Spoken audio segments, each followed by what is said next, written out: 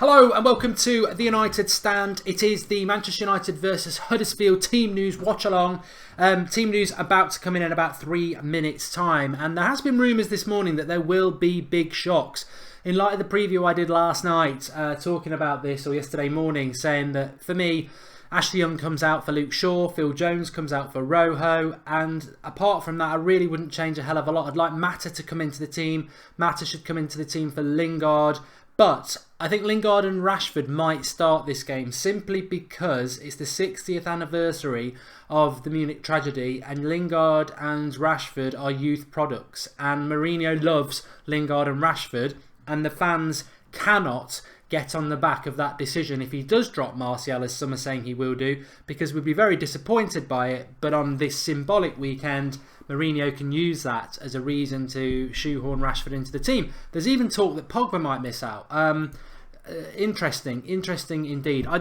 Personally, I'm a big fan of Mourinho. Everyone knows that I'm a big fan of Mourinho. But what I would say is that if Pogba, Martial do get dropped today, I feel very, very sorry for them, because this is not. This is scapegoating, in my opinion. It's not their fault that the tactics. He set that team up like that, and I think it left Pogba exposed in the middle and swamped, and it left. Well, Martial's head probably was gone because he got moved from his position. But we don't know the team news yet.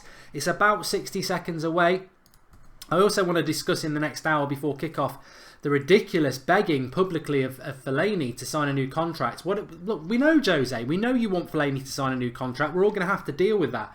But publicly doing it, publicly begging him to do it, we are getting a lot of pelters from other clubs. And to be honest, it's very hard to resist their banter. There is no comeback to the fact that we are publicly begging an injured Marouane Fellaini to stay at Manchester United. How times have changed. Dylan's very excited for the Tottenham game tomorrow. Must be a Liverpool fan. Hey Mark, love United Stand. Listen, what channel is the Manchester United game on? Says Carol O'Mahony. We've got Jared coming on at 3 o'clock for the watch along because he's in America and he will be able to watch the game there. We are not able to watch the game legally here. I will be keeping an eye on it through various sources, but not watching it as normal. It's a ridiculous situation in the UK, and one that we've been stuck with for a number of years now. The 3 o'clock Saturday kickoff is something that I grew up with as a kid, and I do like it, but I hate it from a Manchester United point of view because you cannot get to watch the games. It's a joke. They need to change it. They really, really do. We're just awaiting the team news. A few people are talking about it. Martial is starting, says Darani, which is great. And shout out to all the Aussies out there, says Nicholas Marsons. How do I join the chat, says Ross Burning. You've just joined it. You've just joined it because I've just read your comment there. Martial is apparently starting. I've not had it official yet. Some of you do get it before me. So fair play to those people who do.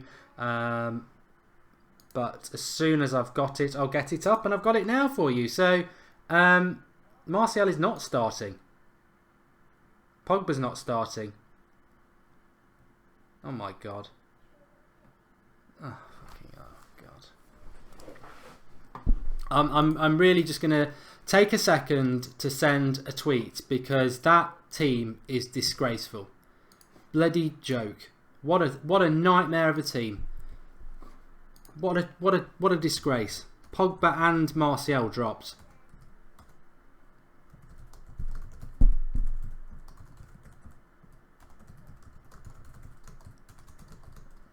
On a weekend like this, what a disgrace to do that.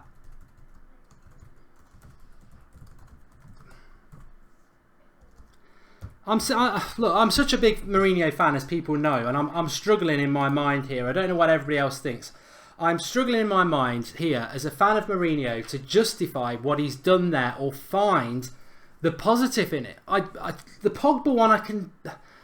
No, I don't even understand. I don't really. Let's start off with Pogba first. I don't understand the Pogba one, and I must get the correct team news up for you because that's not the right one. I'm absolutely stunned by that team. The one that bothers me more than anything is Anthony Martial, because why should Anthony Martial be dropped?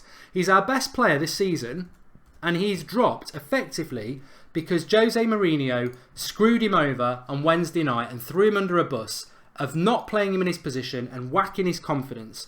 And I just think it's a disgrace. I think it's an absolute disgrace to treat a player like that. Who, I mean, to be fair, Pogba and Martial are arguably our 2 best players this season. Now, Phil Jones and Ashley Young being dropped, totally agree with that. I'd wonder why Matic isn't getting dropped, because he's been worse than Pogba for months. McTominay starting, Mata starting, Lingard, Alexi and Lukaku. I'm seriously worried. I'm seriously worried about that. We've bought a player in Alexi Sanchez to play left wing, and we had a really good left winger. I'm just so disappointed with that team. I'm so disappointed with it. I'm not going to go down the route saying Jose out or all that stuff, because I'm just not at that stage, and I refuse to be at that stage. But that team, it just makes no sense in such a big weekend for Manchester United. And I'm sure we'll win this game, but realistically, is that 11 anywhere near the team that we should be playing for Manchester United? No, it's not. It's a terrible side, and I'm sure it'll be enough to win the game today. I'm sure it will. But that is an awful team. An absolutely dreadful 11 from Manchester United, put out by Jose Mourinho in some sort of... Sim says Sir Bobby was right. I'm just really disappointed for Anthony Martial. I really am. I think that he's a confidence killer, says Andrew Kay, and I think you're right, mate. I do think you're right. He's a confidence killer, and I just really disappointed for Anthony Martial.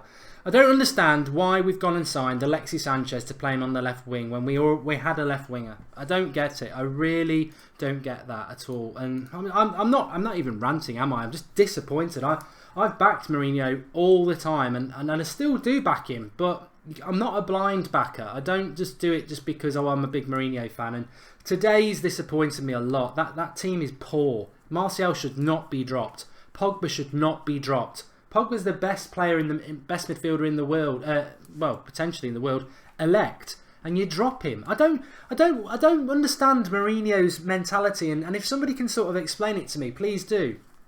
Because he's losing me, not in the way that I back him, but he's losing me in the famous Mourinho mindset. As you publicly yesterday begged Fellaini to sign a new contract, and then publicly today you've dropped our two best players, who weren't at fault for the 2 goals. You've dropped Jones and Young, that's fair enough, and Smalling. I mean, that's just I think it's a mess. Mourinho is just baffling me. He's baffling me, really is.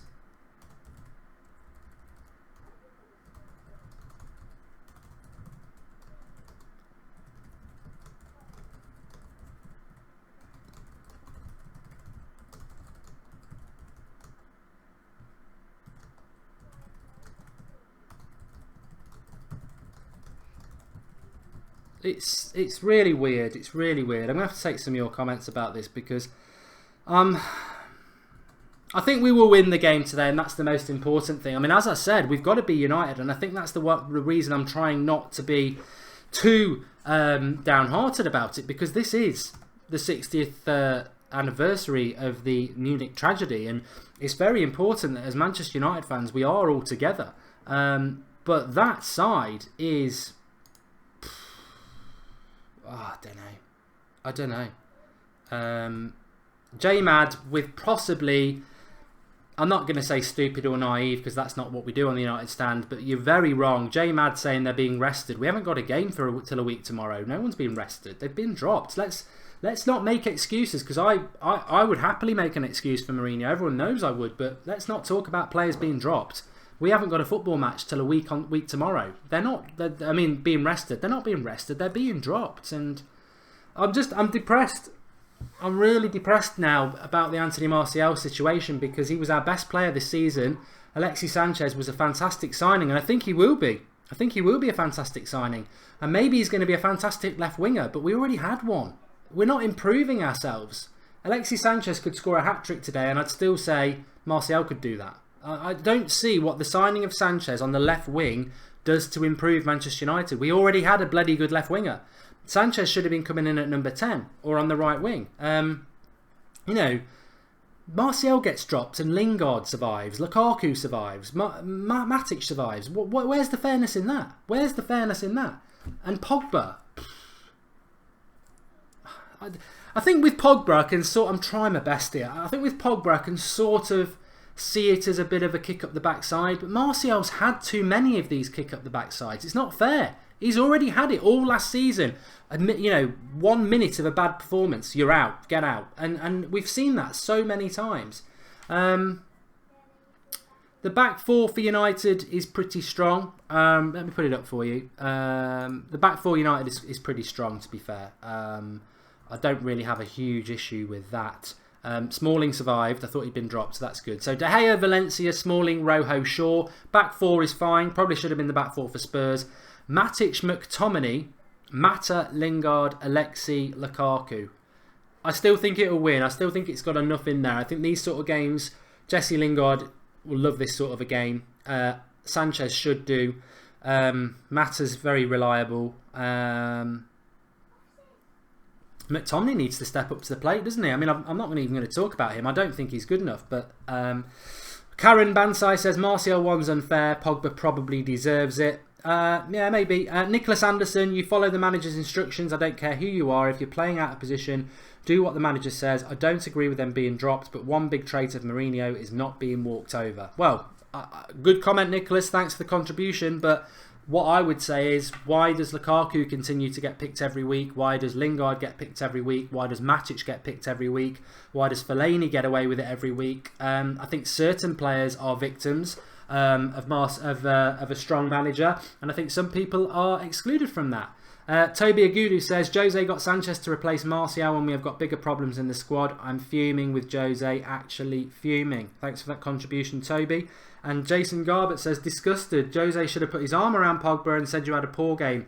Now show them what you can do. Destroyer of confidence. Well, Mourinho did say, when we had the Europa League final, he did say, I'm not the manager who puts arms around people. I get my staff to do that. So, Mark, do you think we will see Pogba and Martial next summer? Says Arnie. I was quite honest last night, and I'll always try to be honest. I'm starting to have concerns about Jose Mourinho as Manchester United manager. Not that I want him to go. I still think he's the right man. I just don't think he's doing the things I expected him to do that I know he can do. He's doing weird things. And this is not... Maybe Chelsea would say this is the sort of stuff he did when he got the sack. I don't know. I didn't follow Chelsea that well. But the things Mourinho's doing at the moment, I hope they turn out to be right, but I've got massive concerns about them. I have got massive concerns about Anthony Martial's future. I said during the week he'll get dropped, and everyone was like, oh, stop being so negative. Where is he? Dropped. I could see it coming a mile off. If Martial doesn't have a worldie, he gets dropped every time, and he's done that for the last 18 months. It's not fair. Young deserved to be dropped, definitely. Phil Jones deserved to be dropped, definitely. Pogba, I think the lesson for Pogba was taking him off after an hour on Wednesday. We didn't need to then further drop him. I don't agree with that. We need to win this game today. If I was Huddersfield, I'd look at that 11 and think, Matic is playing badly. McTominay's a kid. We can get at him. Mata is no threat with any pace. Lingard, as long as we don't let him turn, he's okay. Lukaku, if we starve them of putting the ball in the box, he can play poorly. Sanchez is the player to keep an eye on. So I'm just really disappointed. Matthew McFadden says, I've always been on the Mourinho inside of things, but this week alone is making me strongly reconsider my views on him. Martial dropped is stupid. Thanks for that contribution. Callum says, I'm having a cup of tea because Jose's making me stressed. I'm going to read through a lot of comments because I've said my bit. I haven't ranted. I haven't said Jose out. I've just said I'm very, very, very disappointed with some of his decisions for this game today. Mainly Martial. I think it's just disgraceful. To treat him like he did on Wednesday and move him out of position when he's been our best player was one thing. But then to drop him, I think I will not agree with Mourinho on this. I won't. I'm sorry, I won't. Jose out. We are going to lose good players, says Jalini Campbell. David Logan says the fan base is toxic, pack of whingy maggots. David, say anything like that again and you will be removed from the chat. There's no need to abuse fellow viewers. It's not on. Put your comment up. I liked the first bit, whingy, then explain why it's whingy. Don't be abusive. We don't need that sort of thing. It's very immature and it doesn't make your opinion come across very well at all. Put in a decent comment. I know you're a... Faisal G, fact you've just took it to another level, so you're gone. We're not. Look, if you disagree with people, put a comment in as to why you disagree with it. It will get read out. But abusing other people for having an opinion you don't like, is the sort of thing Arsenal fans do, and we're better than that on the United stand. We always have been. I've not been abusive about anybody. I've said I'm disappointed in Mourinho, and I think a lot of people are disappointed with the team. Some people are quite happy with it. There's no need to be abusive, so please don't. Can't believe Pogba is dropped, says Kayan, and also how he played Marcy on the right. He can't play as well there. The most positive way of looking at this is the whole team will have to perform every match, says Richard Holt. He's 18 months into his tenancy at Manchester United. He should have figured that one out a long time ago. I mean, one positive as well is 3 youth players playing on the weekend of the 60th anniversary is a good thing. Well, it is. That's what this weekend's all about. I know we need to win the point, but...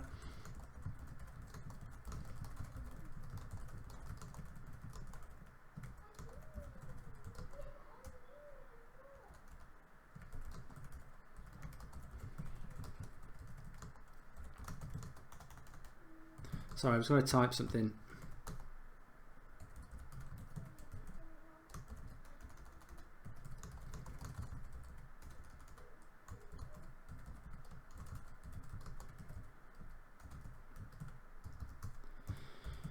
Well, I think it's going to be an interesting game anyway, isn't it? I mean, we will be doing the Skype in after the show. Remember, after the match, about 5 o'clock, we'll open up the calls for you lot to call in.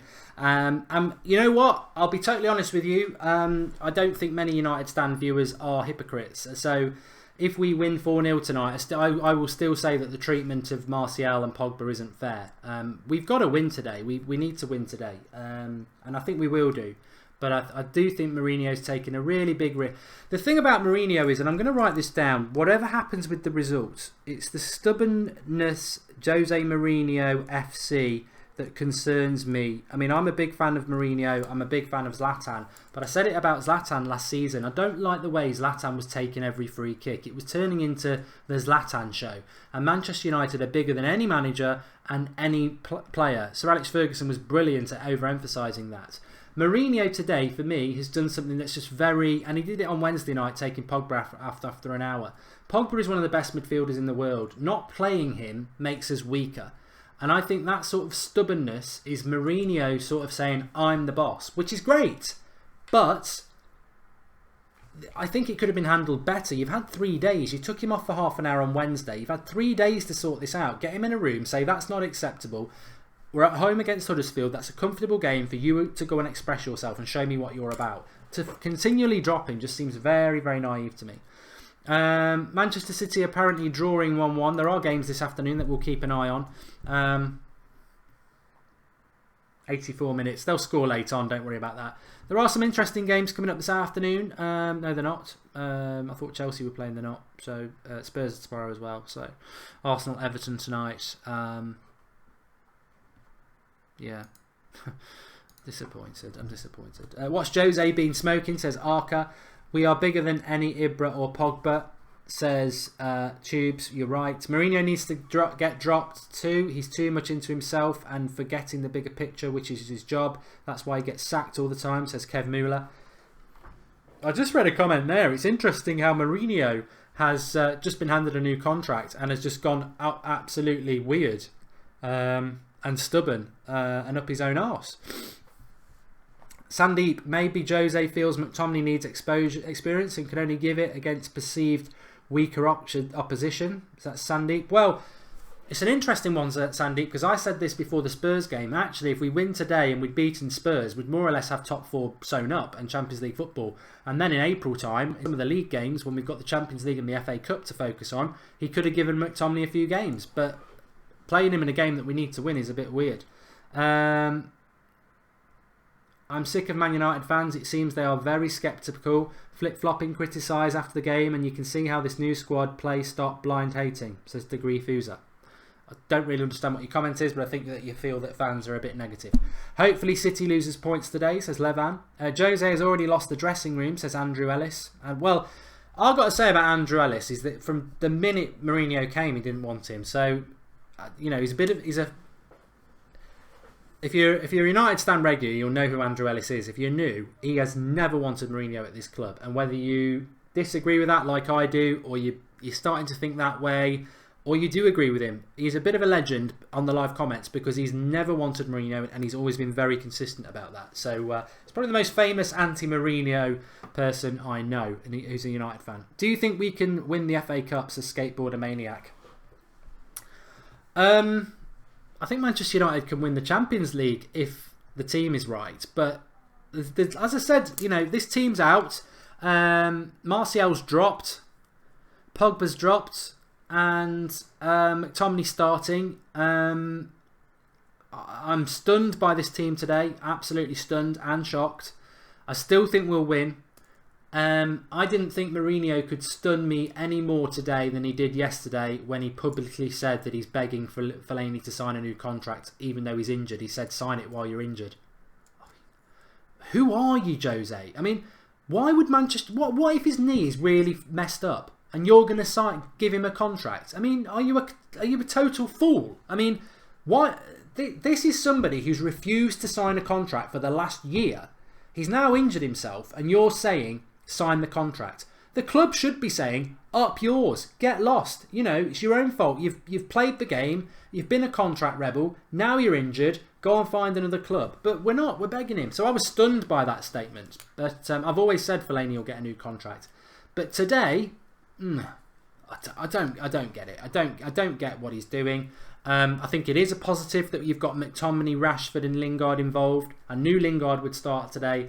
I thought Rashford would start. I didn't think McTominay would start, but I think it's really important on the 60th anniversary of the Busby Babes tragedy that that we did have a couple of young players playing, and that's a positive. But the big thing for me was my big fear about Sanchez, and I said it when he signed. I said there's no point, as much as Alexis Sanchez is a world-class player, there is no point signing Alexis Sanchez if he's replacing Martial. I would never have wanted the deal. I don't want the deal.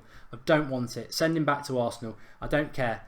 It never should have been at the detriment of Anthony Martial. It should have been with both of them in the team, and that has to happen. And we've not really seen it happen yet. They did start together on Wednesday, but at the detriment of Martial being moved out of his position. Sanchez should play at number 10. We'll have to see what's going to happen with that, but it's a very worrying start. Mini Mourner's made a contribution. He says, I'd say we did very poorly in the transfer market. Yes, we got Alexi, but we did not fix the areas we all know need fixing. Defence and midfield. We will cry out for these areas till the end of the season. I said it last night. I said we're not going to win the title for the next 3 years, and I hate saying that, but we won't. I don't think we'll win. I'm not convinced Mourinho is going to win the title for Manchester United. I want him to.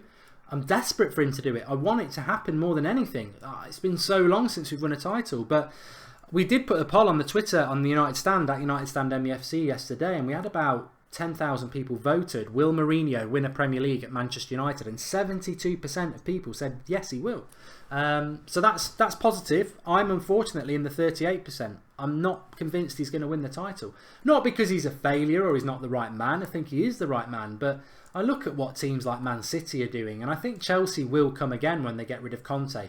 If Ancelotti goes back to Chelsea, they'll be a decent side again. Arsenal, I mean, Liverpool are doing well at the moment. I just think United are not going to close the gap whilst Guardiola's there. He's building squads, he's opening checkbooks, and they are building real strength. United are just, I don't know, we just seem to lurch from, we're a 2-step forward, 1-step back club. So it is progress, but it's slow progress. And the first thing is win today. Win today, that's all we can do.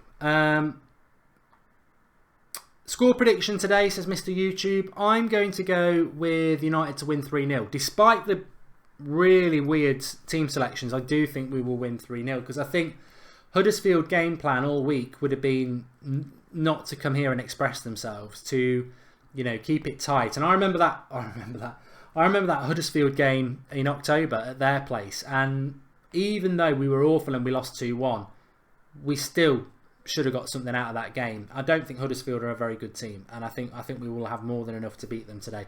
And I expect Lingard will score, and I think everyone will be calling him Messi Lingard again, but when we play a big team, he'll go missing again. But these are the sort of games that Lingard can be good.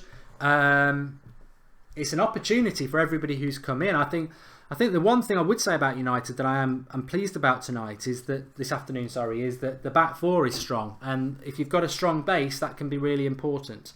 Gary Hunter says top four is by no means nailed on. City Drew says Gents Tech, we've got to win today. We've got to win today. For the most important thing, we've got to win today because of the 60th anniversary of the Munich tragedy.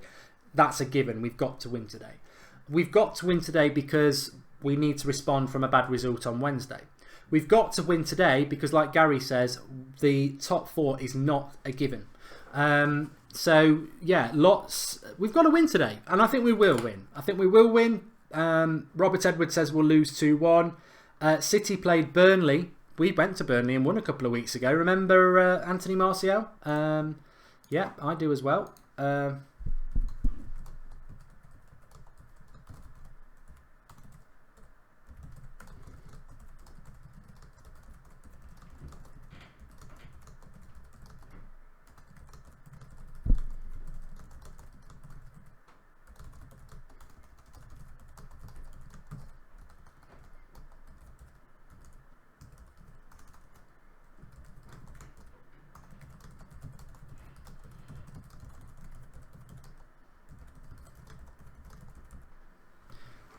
Yeah, I remember that. Martial, match winner, back on the bench again, isn't he? Bloody idiots. Draughty, Pogba and Martial benched. Oh, Draughty's in the house. Martial benched. If you're about, Draughty, and you've got access, you can come on and give us your thoughts as well. I know people always appreciate those, and a different sort of thought on it would be good. But yes, he is dropped, and Pogba, Jones and Young dropped, no problem at all. In fact, let's have a quick look. This was my lineup from the preview show. So how many did I get right? I've done well again. I've done. You know what? Give me a pat on the back. I have done well again. I've got the back five correct, Matic correct, Sanchez, Mata, Lukaku correct. So I've got 2 wrong. So I've got 9 out of 11 again. So pretty good. I mean, 9 out of 11. Whose team's better? Mine. Or take Pogba out from McTominay and Martial out for Lingard. Mine's better, isn't it? That's the team we should have seen tonight, this afternoon. But I did get 9 out of 11 right. But he has dropped Pogba and he has dropped Martial and he's played McTominay and he's played Lingard. So yeah, it's an odd one. The obnoxious otter, Lukaku is a waste of money, has the first touch of a donkey. In fairness to Lukaku, everybody knows he's got a bad first touch. Haha Banter says, share and like, guys. Road to 200,000. Okay, yeah, we are very close to 189,000 subscribers today. We're on at 188,542. So if you are new to the United Stand, make sure you click that subscribe button in the bottom right hand corner. Drop a like on the video. We need 1,000 likes for a win. It's our little superstition. But do subscribe to the channel if you're new. You found a fantastic community. We're all just talking about this amazing team news at the moment. But we're live every night at 8 o'clock, as you know. Got fan cams today. We're in Munich on Monday for the tragedy anniversary. Live every night at 8 o'clock, like I say. Skype show after the game. Skype show Monday night. Loads to get involved with. You'll love the channel. So subscribe, join the community. All your voices matter, and there will be different opinions, I am sure. And make sure if you are watching, there's a share button underneath. Share. Share it on Facebook, share it on Twitter. Let's get as many people involved as possible. Somebody just said they want Coco Hahana 360 says he wants Ancelotti now. Don't know about that. Adam says stop backing Mourinho. Look, I've always said that the words will never come out of my mouth. Mourinho out. I did it with Van Gaal. It was right to do it with Van Gaal, but I hated it. I don't like doing it. I don't like hounding a manager out, and I'm not anywhere near doing that with Mourinho. But what I'm losing the most I will do with Mourinho is say he's not going to be a success at United. He's not going to win us the title, and I suppose by default that makes you Mourinho out. But I'm not at that point. He has got the tools within himself to win us the title at Manchester United. Definitely. He's done it in the past. He can do it again. He's got players to put the right sort of team out to reflect what Manchester United are all about. But he is doing weird things. Begging Fellaini to sign a new contract publicly is just embarrassing. It's embarrassing, and many United fans are embarrassed by it because we are taking a lot of pelters from other clubs laughing at it. What he's done with the team today is dangerous. On a 60th anniversary of what our club's all about, you play Russian roulette with a performance, which, Pogba and Martial play tonight, this afternoon. I keep saying tonight. If Pogba and Martial play this afternoon, with Sanchez in the team, we win that game comfortably. I still think we're going to win today, but with Pogba and Martial not starting, it's like, is that really safe? Andy's called in. Andy, how you doing? Doing good, Mark. You? Yeah, not too bad. I'd say I'm stunned and shocked. I did react badly to a lot of Louis van Gaal teams a couple of years ago. I've got too much respect for Mourinho. I still think he's the right man, but I'm very disappointed with his. I've just got to read this comment from Danny Turner. I'd love Danny.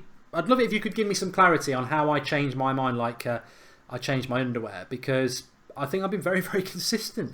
Very consistent. There's nothing I've not changed my mind on. I'd love to know where I've changed my mind, and we'll come back on that. But going back to Andy, team news is in. De Gea, Valencia, Smalling, Rojo, Shaw. Happy with that. Matic, McTominay, Lingard, Mata, Sanchez, Lukaku. No Martial, no Pogba. What is your thoughts on the team and the decision making, and how do you feel about it? I think it's just an absolute joke. I mean, Rojo and Shaw, I completely understand that, because Young was horrific on Wednesday night and Jones wasn't much better, was he? But I mean, to drop Martial, it's just a disgrace. It's an absolute disgrace. How has Lingard kept his place in the team after his shocking performance on Wednesday night? And I'm just annoyed. It seems like there's a little bit of positivity that Mourinho creates, and then he just, I don't know, he just shatters it. I don't know if he does it on purpose to annoy us or what. And this public sort of begging Fellaini to stay, I'm sick of it now. I'm absolutely sick of it. He should be begging people like De Gea and Martial to stay, because from what I'm hearing, De Gea is going. Maybe it's just paper talk. Maybe we shouldn't believe it, but I think it's just an absolute joke. I fail to see what Martial has done wrong. I don't know. I don't know what he's done. I really don't. I just think he just doesn't like him. End of the story. I mean, I've just tweeted while you were talking there on @MarkGoldbridge, which is my Twitter account, if anyone wants to follow it. Little plug there. But I just said there, because you prompted something I'd wanted to tweet a few minutes ago.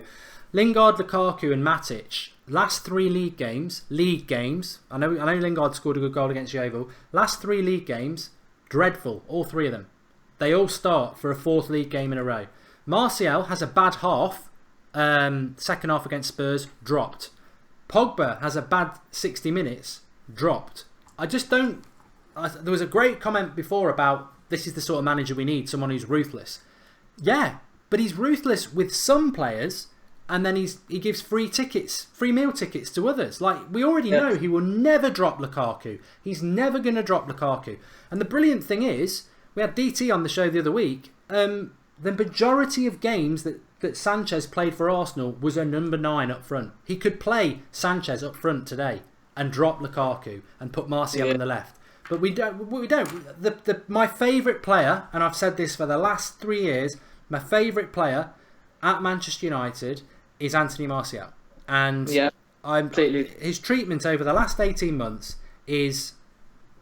He just doesn't like him. I've said it so many times, and that's not me saying I don't like Mourinho, because I do like Mourinho, but I can see what's happening. I've said it so many times. He doesn't like Martial, and there's nothing... There's been myths thrown about Martial's got a bad attitude, he's a troublemaker. He clearly isn't. He's a shy lad. It's obvious. He's quite a withdrawn, quiet lad. He's not a troublemaker. It was just all sort of fed out to try and give Mourinho an excuse. He just doesn't like Martial, and I will stay that until the cows come home. Martial's future at Manchester United, and I think he's a potential Ballon d'Or winner, or whatever they call it now, is in jeopardy whilst Mourinho's here, because he just doesn't... And a bad 10 minutes and he's on the bench. Yeah, I can't understand it. Like I back Lukaku. I think he can be a great striker for us, but I mean, how many times has he been poor this season as well? And part of that is I'll admit that we don't get enough balls up to him. We don't give him decent service. But I mean, some of his touches, and I know that we knew that he had a bad first touch, and we shouldn't expect him to get a good first touch in a matter of months. But I mean, some of his hold-up play is appalling. And yet, Mourinho came out and publicly defended him. He doesn't come out and publicly defend Martial, does he? I think it's an absolute disgrace. It really is. I'm sick of it now. And it was a great comment from Matthew McFadden, actually. I can't remember the exact comment, but it was the one you read out a few minutes ago, that he's not Mourinho out, but he's very, very concerned. And I would go along the same lines, definitely. I'm buzzing that Mourinho signed a new contract. He's the right man for the job, but it's things like this that really, really wind the fans up. And I sometimes think he does it just to annoy the fans, because he all knows how much we hate Fellaini, yet he comes out and publicly defends him. He knows how much we love Anthony Martial and Paul Pogba, and yet he drops them both, and especially Martial. I don't get it. I can't understand the logic behind it. Well, my dad supports Chelsea, and he did say to me when we got Mourinho, he won't care about what the fans think, which I think is a good thing, because he's getting paid a lot of money to manage our club, and ultimately if he gets it wrong, he gets the sack, we don't. And if he gets it right, he wins the trophies. We just share that success as fans and we enjoy it. So got no issue with that. But it's interesting what you said there, because the majority of fans don't want Fellaini at the club, but Mourinho publicly says he does. The majority of fans love Anthony Martial and Paul Pogba, but Mourinho drops them. It clearly isn't something in his head. I don't know whether... I always think Mourinho is a bit of a...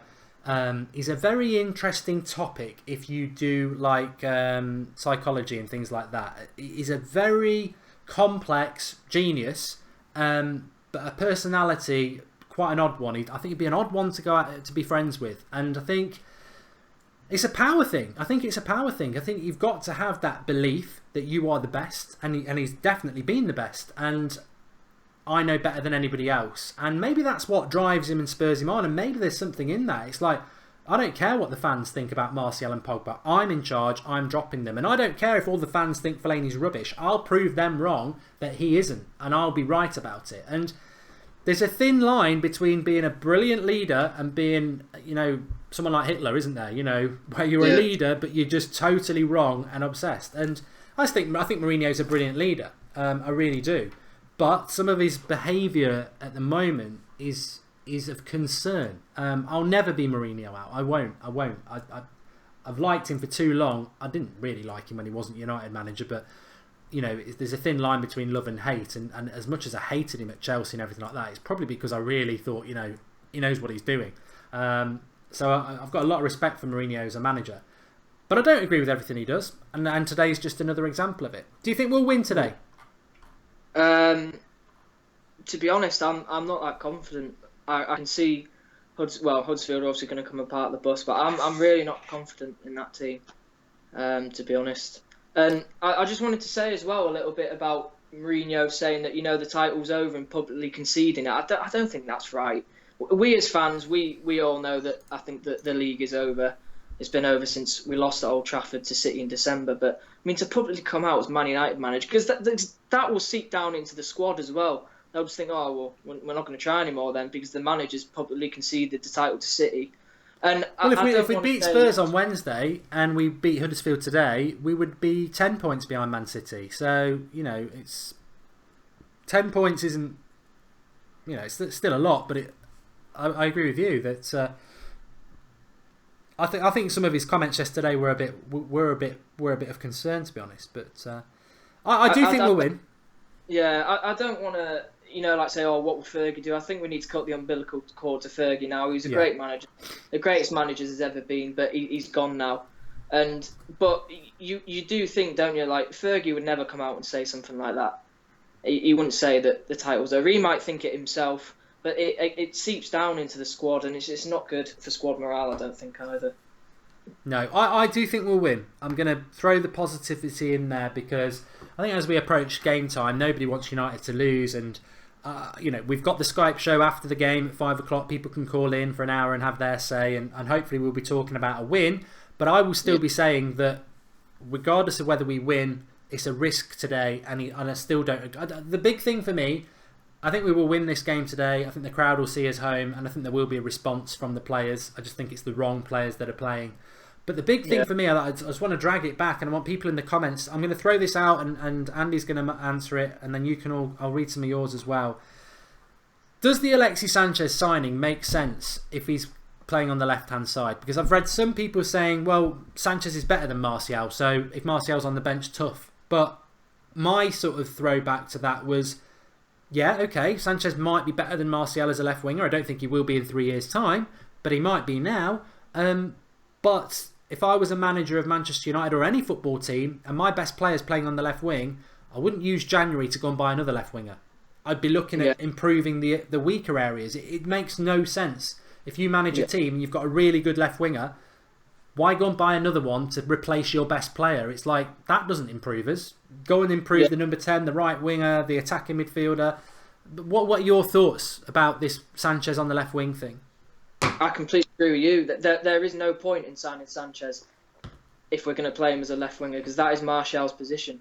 Martial, he's not even in his prime yet, is he? He's 22 years old. Yeah, and he's already absolutely phenomenal. He's one of the best young players in the world, and he's still got at least 10 years in him. Sanchez, as good as signing as he is, he's got maybe 3-4 years left in him if he does keep on staying fit like he does. And it's an absolute joke. And I thought it looked so positive on Wednesday night when the lineups were out, because it looked like Martial was going to be on the left, but then all of a sudden it turns out that he's actually been shafted out to the right to accommodate a new signing. So yeah, I completely agree that there was no point in signing Sanchez if Mourinho puts him on the left. I completely agree. Good comment here from Baron Death. He says, Mourinho's never liked Martial, and he wanted Perisic in the summer. We all know it. If Perisic had come in, he would have played on the left wing. So, you know, I suppose I always wanted Perisic because he can cross the ball and no one else can. But I suppose you're right there, mate. You're spot on. I've not said that. It's somebody from the live comments, which is why United stand so great, because there's so many great opinions out there. And you're right. I think we've been blessed by Martial this season. Man City have just drawn away to Burnley. We won there because Anthony Martial was the match winner. We've got 3 points a couple of weeks ago because of Anthony Martial. If Perisic had come in, we probably would hardly have seen Martial this season. That's the amazing thing. So I think you're probably right there. Danny Green says, I can't see Martial staying if Madrid and Barcelona... Why should Martial stay? I think if he goes to another club and get... I tell you what, I'll tell you who would love to have Anthony Martial. Pep, Wenger, Klopp. Anyone. They would love to have him. They would love to have him. They would play him every week. And they would look after him. They'd put an arm around him. And imagine what he'd do, because he's already been bloody fantastic for us with a manager who doesn't like him. So if Martial went, I wouldn't blame him. I'd be gutted. I really like Martial, got a lot of time for him. But if he goes, I wouldn't blame him. I think his treatment over the last 18 months has been very, very unfair. Like I said, 5 minutes of a bad performance and he's always on the bench the next game. Moved out of position because we've signed somebody who shouldn't be playing there, and then dropped the next game. He just gets treated totally different to Lingard, to Lukaku, to Matic, and it's not fair. I don't think it's very fair at all. But if he goes, he goes. It's like as much as I despise Louis van Gaal, he was treated better under him, and it wasn't actually his sign. It was Ryan Giggs that sanctioned that. A lot of people don't know that. It was actually Ryan Giggs, so Van Gaal shouldn't get the credit for signing him. But, I mean, he played him up front. I remember the game, the exact game that we started playing him out on the left wing. It was Everton away when we won 3-0, and that was to nullify Seamus Coleman. And ever since then, he has played on the left wing. But he was brilliant up front as well. That is his natural position. It's just he's played a lot as a left winger in his time for us. And he is a phenomenal footballer. You can't teach what he's got, that natural talent, taking players on and skinning them. He's absolutely phenomenal, and yet Mourinho just seems to just bend him over a barrel every week. It's an absolute disgrace. Of course, the positive is that they are both on the bench. So even if we do struggle against Huddersfield, which I don't think we will, he'll probably come on and score and win it anyway. So, and then Mourinho will say, "Well, I got it right, didn't I? Because I've inspired him off the bench," which I disagree with. I think if Martial would have started, he would be still, and Pogba, they'd still be good today. I don't think he's right to drop them, and I think if they come on and perform, he's not right, he's not justified or vindicated. He should have just played them from the start. But Sanchez scored more goals from the right for Arsenal, and he is more fluid from that side of the field, and he's harder to track for the defenders, says Mr. Bazinga. Didn't he play there for Barcelona as well on the He right? did. He was a right-sided player for Barcelona, predominantly up front for Arsenal, or at sort of the number 10 position. He has played on the left, but it's by no means his main position. Ricky Singh says Martial's getting exactly what he deserves. Oh, I hate it when people say that sort of comment. Give us the next sentence, because it's just a statement. It's not. There's no depth or meat to the bones. Why is he getting what he deserves, and why does he deserve it over Lingard or Lukaku? I'd love it if he'd said a little bit more. Tariq Hassan says Martial or Mourinho. Oh God, what a horrible question, Tariq. Well, we're here for that. Andy, what would you say, Martial or Mourinho? I don't know. It's so difficult. I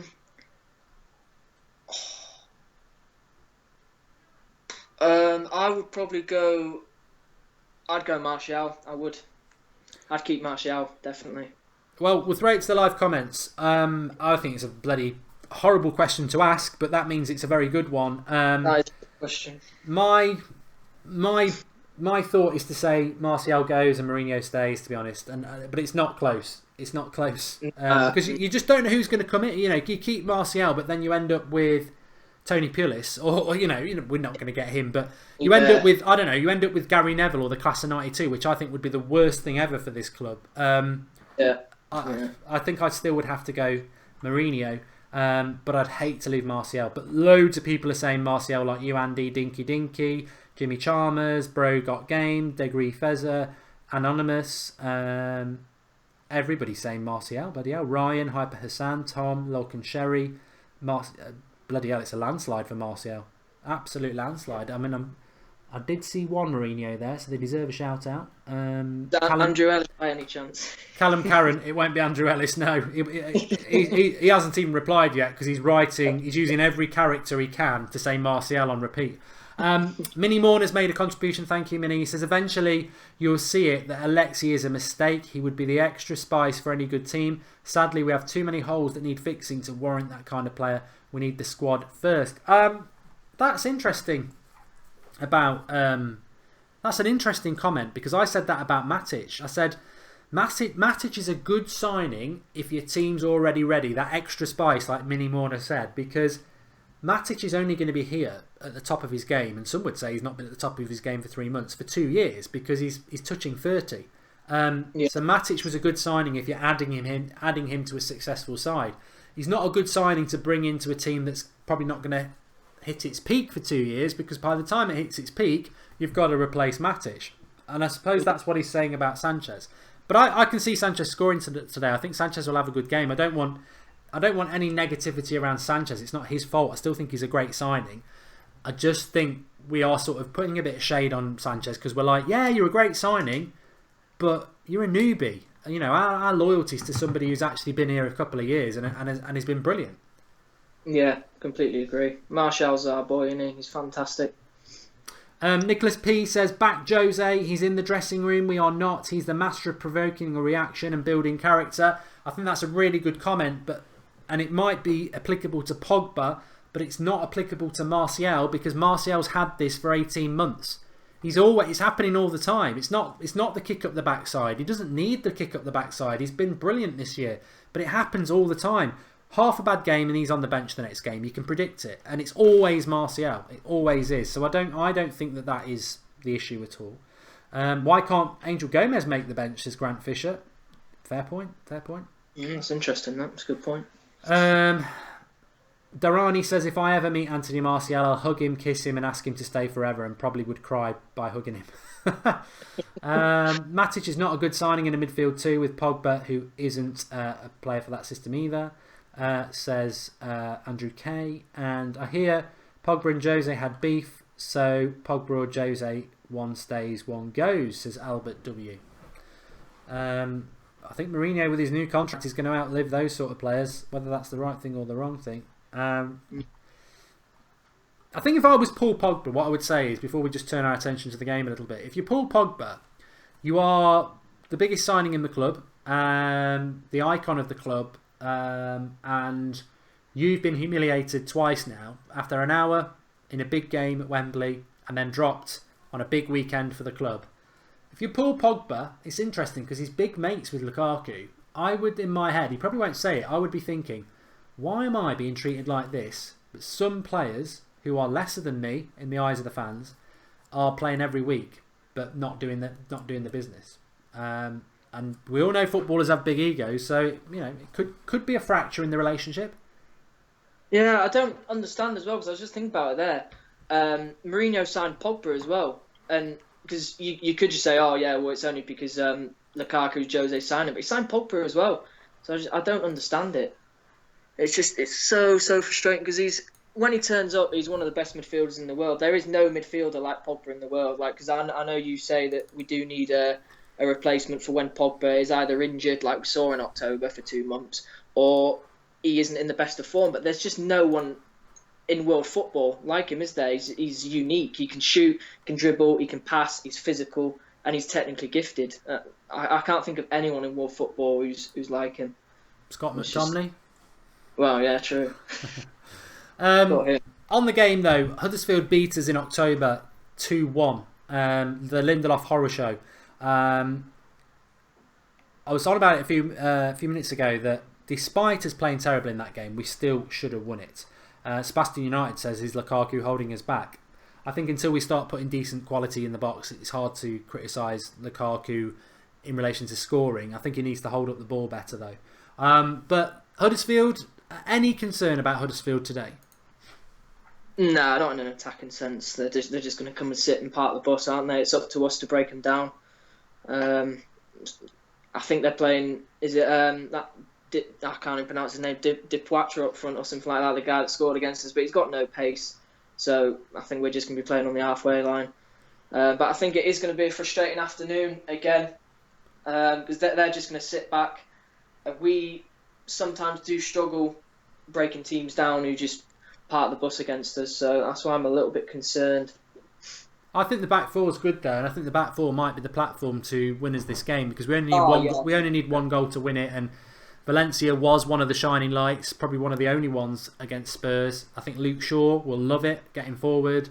Rojo and Smalling are going to be very dominant. De Gea's obviously world class, so I think that back four is more or less guarantees a clean sheet. I know that sounds, I'm sort of setting myself up for a fall, but I don't see that back four making the errors that we did on Wednesday night, and then that provides a platform for everybody above them. So and you know what, Sanchez is a world-class player, and Lukaku, if he gets the opportunities, he'll put the ball in the back of the net. Lingard, if he gets space, especially against the lesser teams, that's where he tends to play well. Thinking about Burnley over Boxing Day as well. So Mata's very consistent. So I think we'll get over the line. I just think it's the wrong sort of team and it's a risk, but I think we'll be fine.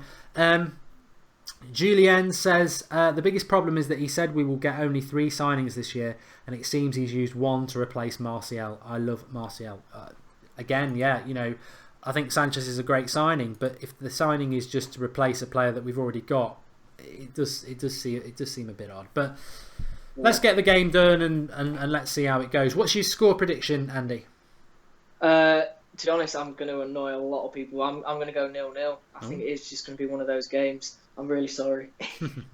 No worries. I'm going to stick with 3-0. And Lynn says McTominay isn't good enough. Well, I don't think he's good enough either, Lynn. I don't. But Mourinho does. Mourinho has put a lot. Mourinho's farmed out Twansibi, Fosu Mensah, Pereira to focus on the one player, because he says he only has to do 1 a year, which I disagree with. McTominay's his one player this year that he's going to develop. So he's put a lot of faith in him. He must see something. What I've always said about McTominay is I don't think he's terrible, but I don't see what his thing is. Is he quick? Has he got a great pass? Is he great in the air? Has he got a good tackle? Can he run with the ball? I've not seen any. Can he shoot? I've not seen anything of those that stand out yet. But I watch it like everybody else and wait to see it because Mourinho really does value him. So we'll see. Shinji Kagawa, I don't think it's the real one, says Martial is very talented, almost world class. His attitude can be poor, and he's had more bad games than good games for United over the years, and that's why he's overrated. Much rather see Lingard today. Thanks for the contribution. Totally disagree with that. I think you're living under a myth. This bad attitude thing, can you show us any evidence of where this myth comes from? Where's his bad attitude? He's a shy lad. That's it. People think he's got a bad attitude because he looks serious. Where has anybody ever said he's stormed out of training, he's kicked things over, he argues, he's argumentative? No. Pogba and a couple of others have said he's the most... Rooney said it as well. The most talented player they've trained with in recent years is Anthony Martial. You know, that... So where's the myth that he's got a bad attitude? As for he's had more bad games than good, where have you been for the last 5 months? I think he's been absolutely amazing. Consistent, retains the ball, assists, goals. I'm sure he's had a bad off, like Wednesday a couple of times this season, but in general, he's been absolutely amazing. So, thanks for the contribution. That's your opinion, but I totally agree with it. Disagree with it. I disagree with it. Yeah. Don't believe everything you see on Sky Sports. Very, very good, Alpo Martinez. Matthew McFadden says he preferred Mkhitaryan over Kagawa anyway. Yeah.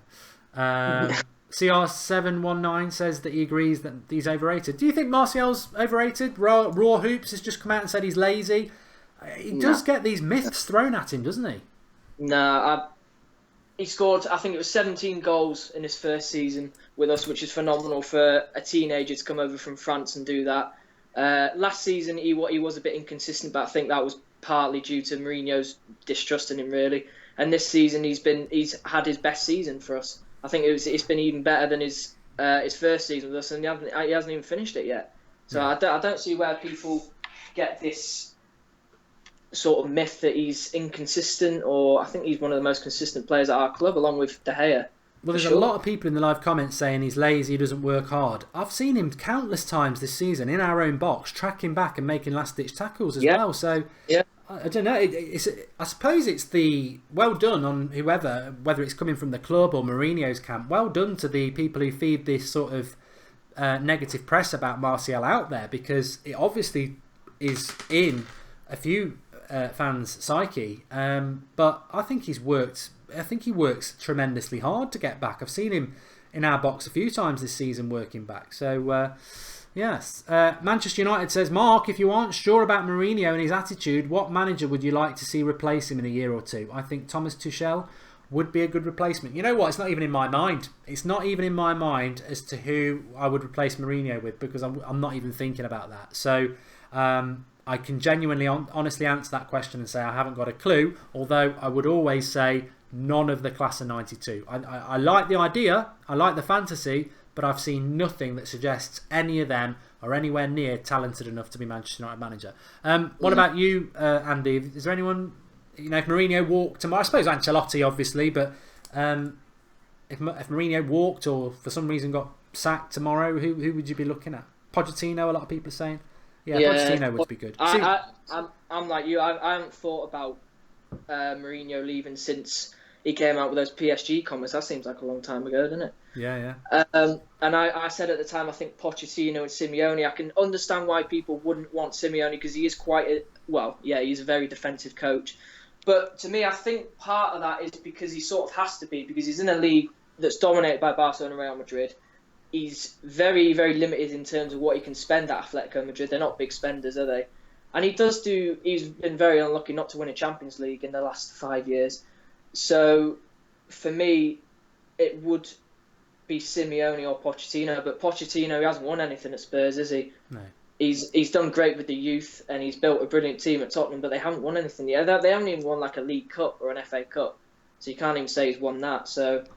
He's done very well. He's done very well there, hasn't he? But what he's also done very well is bottle it at the key moment. They should have won it. Was he there when they bottled it to Leicester? He was definitely there when they bottled it last year as well. So that's the thing about Spurs, and he doesn't prioritise cups. He puts the kids out in that, doesn't he, in the cups to sort of go for the top four. So that would be my word about Pochettino. But I don't want to talk about that. Anyway, Andy, we're getting very close to kick-off, so I'll let you kick off yourself. But thanks for dropping on, and we are live again at 5 if you want to call in, and I'll speak to you soon. Yeah, all right, thanks, Mark. All the best. You too, pal. Thanks for calling. Cheers. So we are about 4 or 5 minutes away from kickoff, which is interesting because I do think we're going to win this. I think you've got to react to what is big news from Mourinho. I'm a little bit disappointed that we've not had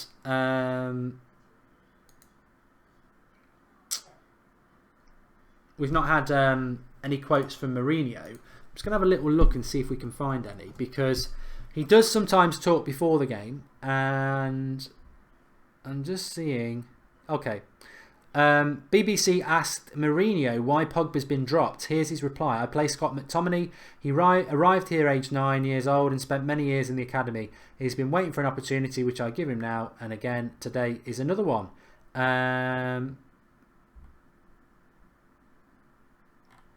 But I don't think we've got anything. See, I think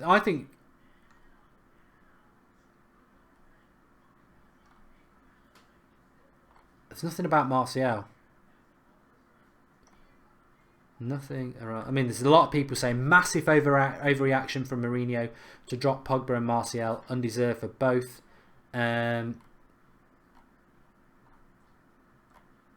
We'll win today, though. I think Mourinho's played a very, very clever game today. I think Mourinho knows that we will win the game today, and he has picked a team that he sort of wants to send a message, and he's picked a team today that he knows is going to win the game, and he doesn't need to worry about it. So I think he's. I'm just trying to see if he said anything about Martial.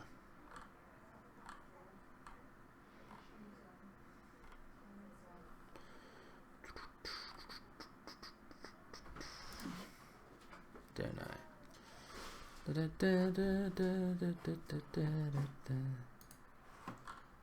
We're having a look. Anyway, not long to go. Not long to go for Manchester United versus Huddersfield. In fact, it's very, very soon going to start. I will be joined by Jared in a minute. Very, very soon, in fact.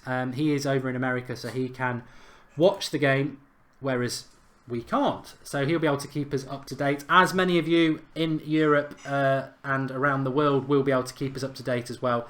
And please do that, because we're in this odd situation in the UK where we don't get to watch the game on a 3 o'clock kickoff, which is very, very frustrating. So we'll get Jared on in a minute. He's in America.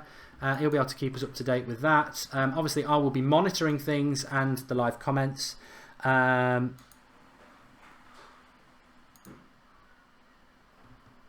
got him. I was just waiting for Jared. Okay, Jared, can you hear me?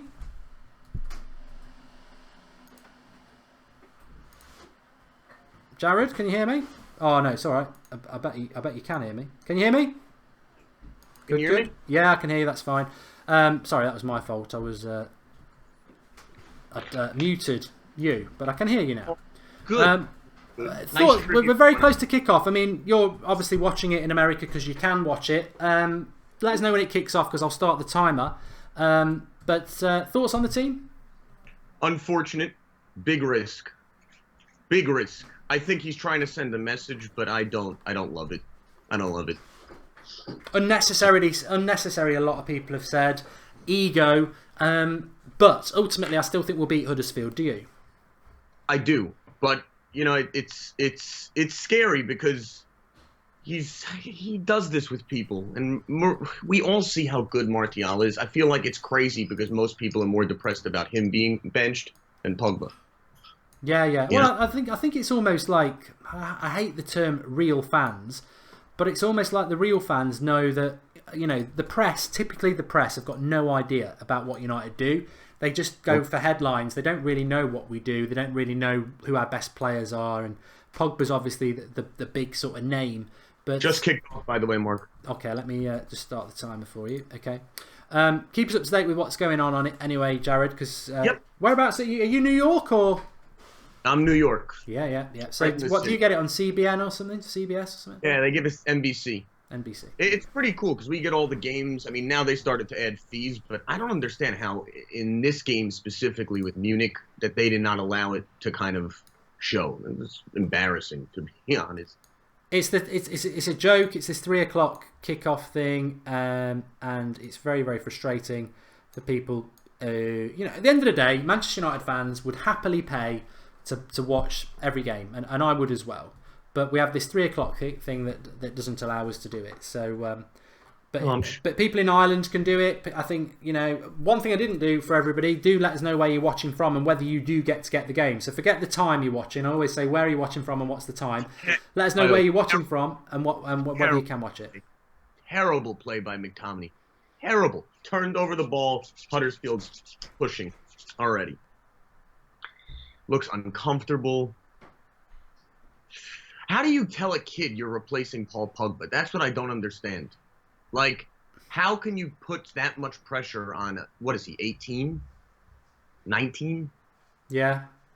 Well, I said that to Andy before. We were talking about it before you came on, that I don't understand what McTominay brings. And I've watched a lot of football. I grew up around football.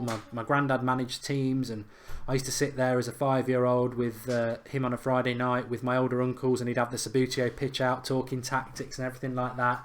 And I've watched a lot of footballers over my lifetime, and you can watch, whether it's a United player or not, you can see a player and you can sort of see by the way they move, by the way they touch the ball, what their sort of attributes are. I don't understand. I'm not saying he's a bad player. I just don't understand what McTominay does yet. But Mourinho obviously does, because he refused to use Twansibi, Fosu Mensah, Pereira this year. McTominay's been his sort of player.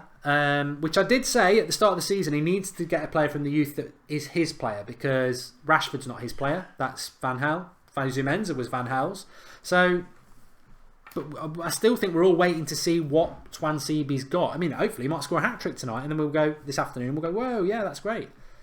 Look, if anyone scores a hat-trick, fine. I'll back him after that. But, it's... Mourinho is going to start losing more and more people, I think, if this continues, because he has a record, obviously. It's not a new coach.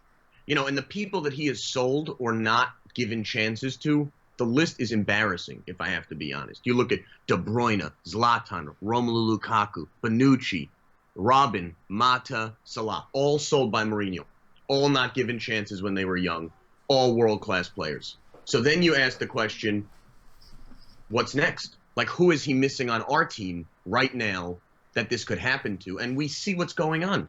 He'll never sell Pogba. At this point, we have to understand that him and Pogba, I have to assume that there was a conversation that happened about this, and Pogba is not as pissed as people are. But I have to think that Martial is not in that equation. I have this weird feeling that he's ostracized from Mourinho's inner circle, if that makes sense. Oh, and I think so. It's been going on for so long, hasn't it, with him? Yeah. It seems like since the beginning we've known.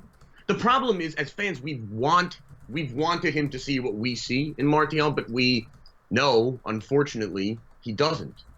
So the problem is he has these games where he scores, where he puts on unbelievable performances, and we think it's changed Mourinho's opinion. Maybe his opinion never changed. Maybe it's just like, this is a guy who's gotten better, but he's never going to be good enough for me. Yeah, I think you're right with that, because I think it's like the first excuse to drop Martial, and he does it. I mean, we all watched the game on Wednesday night, and I didn't see a great performance from Martial, but I definitely did see worse performances from Matic, from Lukaku, from Lingard. I mean, maybe Martial's carrying an injury. I mean, I don't know, but it's certainly not come out that that's the case, and he's on the bench. So I just tweeted there, by the way, and Onyeka Bar says too many sideway passes. I think there's a lot of pressure on Alexis Sanchez today, because as you said, Jared, that midfield, whether it's Matic, McTominay or Lingard, there is no creativity there. Lingard is not. I've said this so many times about Lingard. I think in a game like this he might score today and he might do quite well, but he's not the traditional David Silva sort of number 10 who you give it him in a tight space and he's going to find a eye the needle pass. He's the sort of player that you want running at their back four from 40 yards out and getting a shot away. And Matic and McTominay, I don't think they're those sort of players as well. So the width is going to be really important. I think that is a nice way to put it about Jesse Lingard. Very respectful, because in the end, when Lingard plays well, he looks world-class, but when he plays like Lingard, he's not. So the question is, which are we going to see today? And again, it's like then you see a guy who's playing above his level versus person. I wrote a comment, it's like Sanchez, oh, hold on. Nice corner. Nice kick by Sanchez. He missed it. Sanchez is someone who's climbed the mountain. he's at the peak of his career. Martial hasn't even gotten to the mountain to climb it. Thing is like how far he can go is going to be based on the people who are guiding him forward. And Mourinho should be the person who is focused on really Rashford and Martial beyond anyone else, because they are the future of this team. And then the question is, like, if he doesn't see that, in the end, that's where you get to the question of, do you want him to be the manager anymore?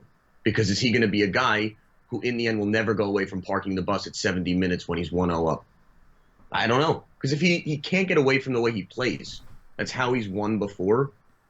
He's Jose Mourinho. It's not going to change. Unfortunately. Hold on. Up. Oh, Lingard back. They are offsides. Very, very nice play. Yeah, well, I do think Lingard will score today. I do. I think it's his sort of game. Lots of space at Old Trafford. Huddersfield are going to allow us to have that space. And I think Lingard would walk into... The one thing I would say about Lingard is that I think he would walk into a team that's...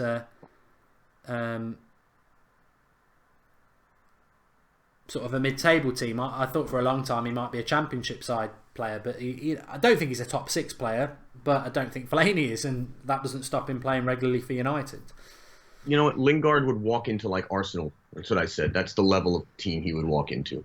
Right there. He'd be perfect. But for us, Lingard's not a bench player. I think he should play against teams like Brighton and Huddersfield, and then never touch the field against a top 6 team. You know, that's the player I see him as. But I'm not the manager, so maybe he's not. I mean, he's played above his level so many times that, you know, prove me wrong. And here he goes again, down the line. Here he goes. Lingard, saved. Beautiful run, though. As we're sliding him. But this is the sort of game for Lingard to do well in, isn't it? Yeah. Yeah, but I mean, these moments where he looks world class, and then you wonder, he's not an adult either. He's not hit his level. Could it go higher? So is there something Jose sees in him that he doesn't see in Martial? But the thing about that Lingard chance he's talking about there is that is, I've said this so many times, this is where Lingard, if he's running at a team from 40 yards out, brilliant player. Brilliant. But against Spurs, against Man City, against Chelsea, they're not naive. They're not going to ever allow themselves to get turned by the number 10 and ran at. But Huddersfield and Burnley and teams like that, yes. And Yeovil, yes, they will. And then Lingard looks like Messi Lingard again.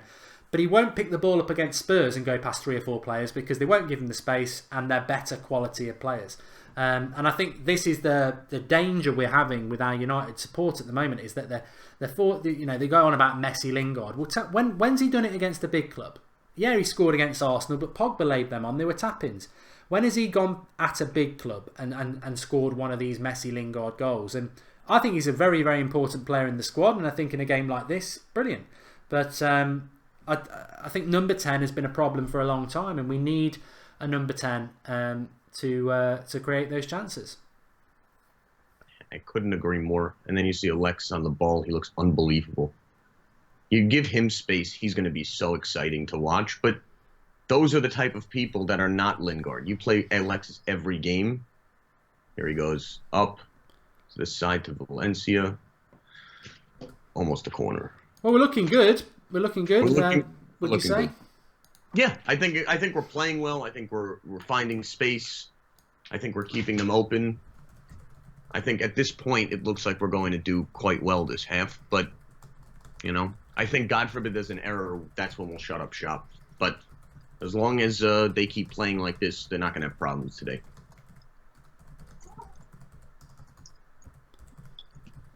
I just hate seeing McTominay even play at all. Valencia's coming. All right. I just think it's perfect, absolutely perfect, and I think Mourinho's been very annoying in his selection, but actually very astute, because he knows that United are going to win this game, and he knows it's an opportunity to sort of go, look at me, I'm right, I've dropped Pogba, I've got McTominay in the team, and they've won, and that's one for me. I guarantee if this was Chelsea at home, he wouldn't go near doing a team like this. No, not even close. It's a calculated risk to make himself look really good And there's nothing wrong with that. There's nothing wrong with the manager taking a calculated risk to shore up their authority. But would he do this if it was Chelsea at home? Never in a million years. No, he's not going to play him against Chelsea. He's not going to play him against Sevilla. This is a different game.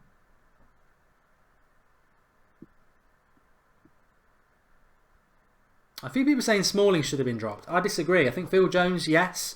The thing I like about Smalling is good in the air. And there was a weak header from Smalling there, says Ezzy Jr., which was a cross from Mata. Alexi is playing almost like a 10 right now, says Caleb Van Buren. We do need to have that fluidity. We do need to have that fluidity. And I like that Sanchez can play off both feet. But I have been stunned twice in the last 2 days. So when I say this, just be warned because things do come in threes. But I'll be stunned if United concede a goal today. Deece TV says, imagine having a consistent number 9 with this squad. I think you're being a bit unfair there. I think a lot of people are getting on Lukaku's back. And I do agree that his hold-up play against Spurs was rubbish.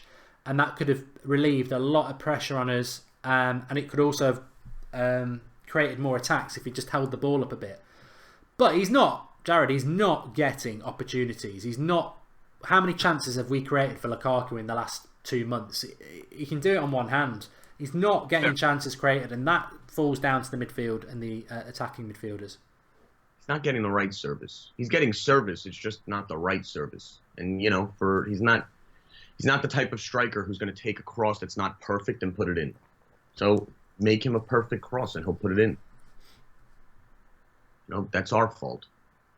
But what's your thoughts on Huddersfield? A lot of people are saying that. You know, a lot of people, Huddersfield would have seen the United lineup and thought, "Whoa, that we didn't expect that. We could get something out of this." But it's very difficult an hour before the game to change what you've been working on all week. Are Huddersfield sort of sitting back? Are they being expressive? Do you think they might do that a little bit later in the game?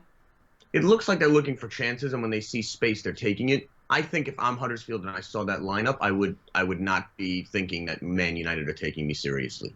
Yeah. So, you know, David Wagner's a mental patient, their coach, and he's like Klopp. He's a passion merchant, so he will find a way to build them up for this game. If we don't score the first half, I would be very concerned about this game. 12 minutes in. McTominay should replace Matic, not Pogba, says Philip Thomas. I do think Matic has been very poor the last 3 months. Flex is at the game today. Harper Hull is doing some stuff. I think Rodney might be at the game as well, so we might get a fan cam from him as well, which would be nice. A lot of people saying it's going to end up 0-0. Jack Steele says, what's your favourite film, Mark? We're not at that stage. It's not that sort of a game. I know we used to talk about that sort of stuff under Van Gaal, but I don't think it's that sort of game. No pace as always, says David Garron. And best thing about this game is seeing that we are in fact playing someone at left back, says Hayden Person. I do like the fact that we've got 2 fullbacks, Hoop Jarrod, who are natural left footers and right footers. I totally agree with Ashley Young being dropped and Phil Jones. They cost us the game against Spurs, and Ashley Young, it was criminal to fall asleep like that in the first 10 seconds of a game. So Luke Shaw, it's funny enough. If I ever get the time, I'll go back and find the clip I said around November time that in relation to Luke Shaw, he's got to be looking to get as many sort of run-outs as he can in the cups, and then by February be forcing Ashley Young out of the team. He's had a lot of games. Young came back from the red card, took his place. Now this is his opportunity. If Luke Shaw has a good game today, I think he is our left back, and that is what he's got to do. And you can't expect it to happen straight away, but there's a clatter. I think a yellow card is coming in there. Someone's been clattered, I say. Anthony McKay. Clattered yellow card. McTominay. Well, he's a young, very, very intelligent by Huddersfield there to go and target him, because it's sort of almost a bullying tackle, isn't it, really? You know. 21 he is. He's not 19. A lot of people think McTominay's 19. He's 21. Just turned 21. 21. So he's older than Rashford by a year. All right. He's come from nowhere. He's come from absolutely nowhere. If you speak to people who know anything about the youth team, they're very surprised. Very surprised. But it doesn't mean he won't be a good player, by the way, but they're just very surprised. And Lynn Hall said a few minutes ago, this will shock everybody. It might be something you hadn't thought about, Jared, because I certainly hadn't.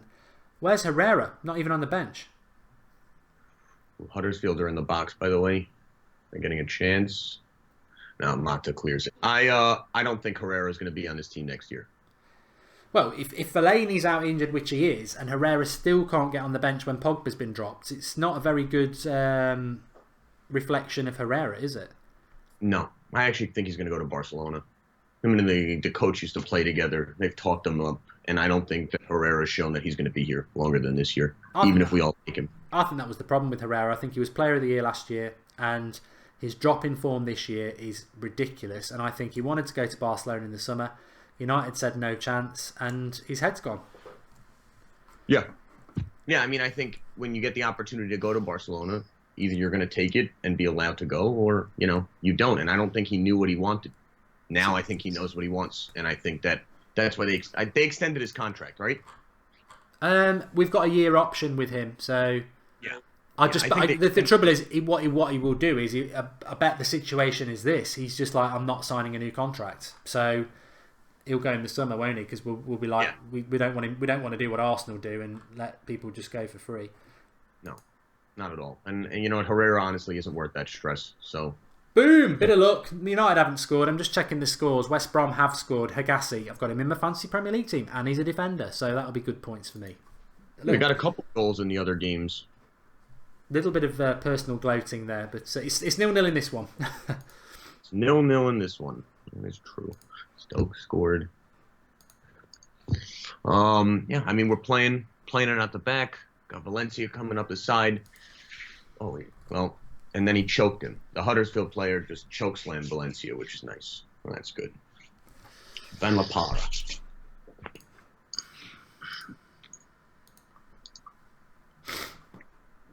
So, thoughts on the performance so far then, Jared? Obviously, you're watching it over there in New York. It's not in New York, the game. He's just watching it in New York. Good. Performance so far. Who's doing well? Who's doing not so well? We've done well. I think Lingard looks good. I think Alexis looks good on the ball. I think Lukaku looks a little bit lost. I think Valencia, they're playing out that side, and I think he looks good. Got a free kick. Goalie comes out and saves it. Lingard with the... I think Lingard looks really good, but I think Huddersfield have had a few chances that they haven't converted. They haven't had that in that final third. Oh, McTominay. No. No. He got punched in the face, though. Well, that's good. Oh, I don't know what's going on, to be fair. Either the referee's talking to someone, McTominay's down in the box. Could be a penalty. Could be a penalty. But I have no idea. They're down with heads, so it could just be a head injury. I think, look, reading the comments, I think it's just a clash of heads, and United are sort of going on about it, but... no, that's a penalty. Arcas says it's not a penalty. It should be a penalty. Is it a penalty? He bowled him over. I don't know if they gave it. I think they may have just whistled, but Well, the ref would have seen it, you presume. VAR penalty, says Hans Jort. I think he's been poleaxed by the sounds of it. That is a terrible call. He didn't even touch the ball. He just beat... Well, I think anywhere on the pitch, that's probably a free kick, isn't it? So it's one of those again, isn't it? Oh, it's in the penalty, so you've almost got to be tombstoned and off the top rope pile driver for it to be a penalty. But if that's anywhere else on the pitch, it's a penalty. But we've seen that for years, Jared, haven't we? It's like there's certain fouls that it's in the box or it's too soft to give a penalty. But McTominay's won the header. The player is late. If he was wearing another jersey but ours, that would have been called. I feel like we do not get penalties unless someone is literally with their leg taken out from under them. I just feel like we don't get calls in the box much. So, but that wasn't even. It was a clear-cut penalty. If anyone disagrees, please let me know. But it wasn't even close. Awful reffing at Old Trafford again. Yep. Well, I mean, obviously City drew, so now they have to make sure that nothing happens to their golden people. I like it. Yeah, I mean, I just read the comment there. McTominay is a beast, says Zuper. Well, I don't think Jared would agree with you, but the reality is he wins the header, and then the Huddersfield player who's going for the ball arrives about a second later and absolutely takes him out. So it's a late tackle, isn't it? I saw a comment: McTominay versus Undertaker, WrestleMania 34.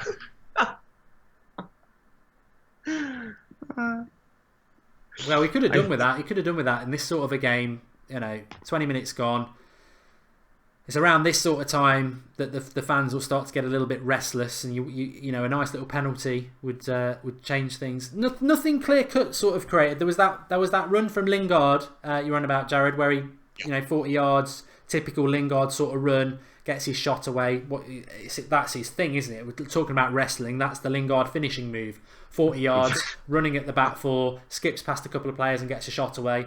Apart from that, same old problem. Not putting the ball into the box for Lukaku, not creating chances. No service. No service. And you know what? No service when needed. Like when there's a good opportunity, when Lukaku's making a run, that's when they miss him.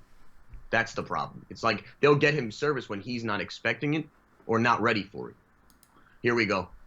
Up a side to Shaw. Shaw passes it in the middle. No go. Bad pass by Shaw. But he looks good today, actually. So, they do seem to be playing it out the right more, though. Valencia to Lingard, who's in the box. Corner. Was that from a shot or? Yeah, shot by Lingard, blocked by Huddersfield. So Lingard's sort of been the key at the moment.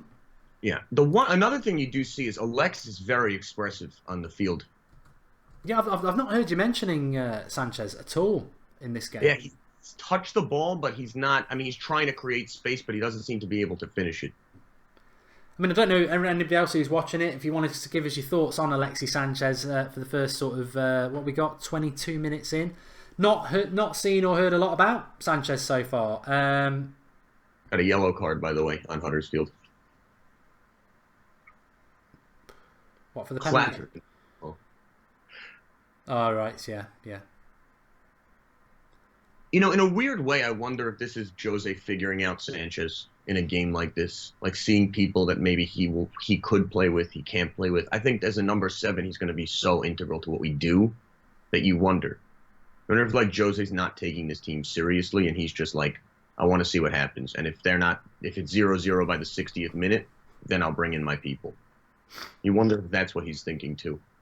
The Mountain says Sanchez invisible so far, and Alexis done nothing, says Nick Calas. It's interesting, isn't it? Victor says the same. It's also almost hypocritical for Mourinho, but most of us like Martial anyway. I mean, if Martial had put this 20 minutes in, you'd know he was coming off at half time. Sanchez took a shot. They think it hit off his hand. It didn't, so Huddersfield's taking it up. Peter Doyle says Sanchez is running around like a headless chicken. Sanchez goal incoming. Yeah, I hope so.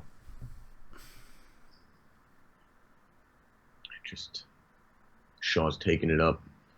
When Shaw has the ball, he looks really good. I think Luke Shaw is, he's come back from that injury. Unfortunately, without being able to give him a few games, and I think with those games, he's just getting better and better. I still don't think he's anywhere near sort of not match fit, but he's at his best where he will be when he's played a number of games. Karen Dougie has made a contribution. Our team balance looks a lot better with Martial on the left. Sanchez is missing. Yeah, I don't. This Sanchez on the left is not going to last because I have this weird. The fans are not going to take it well. Oh, Huddersfield's got some room.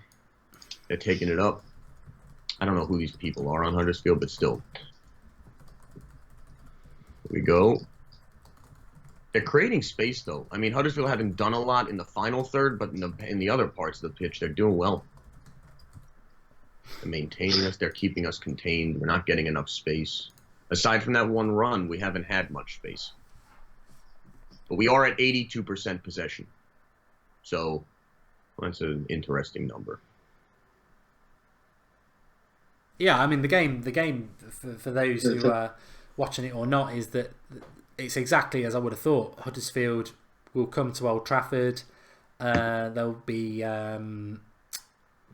I mean, to be fair, I remember the game in October, and Huddersfield were very much the same. They sort of hit us on the break even at their place, and keep compact, physical, and make us work. And I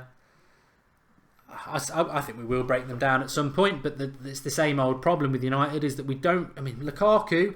I think a lot of people had fallen into that trap of saying Lukaku's played badly, but Dinky says Lukaku may as well go and get himself some coffee. Yeah, I think that's a brilliant comment because it's like Sanchez in the box. Sanchez. Oh! Sanchez, an inch away. Beautiful shot. Goalie dives and saves it. But that is why we signed Alexis Sanchez. Curls around two people. Beautiful shot. An inch away. Oh, that would have been some first goal, though. Oh. On the right foot.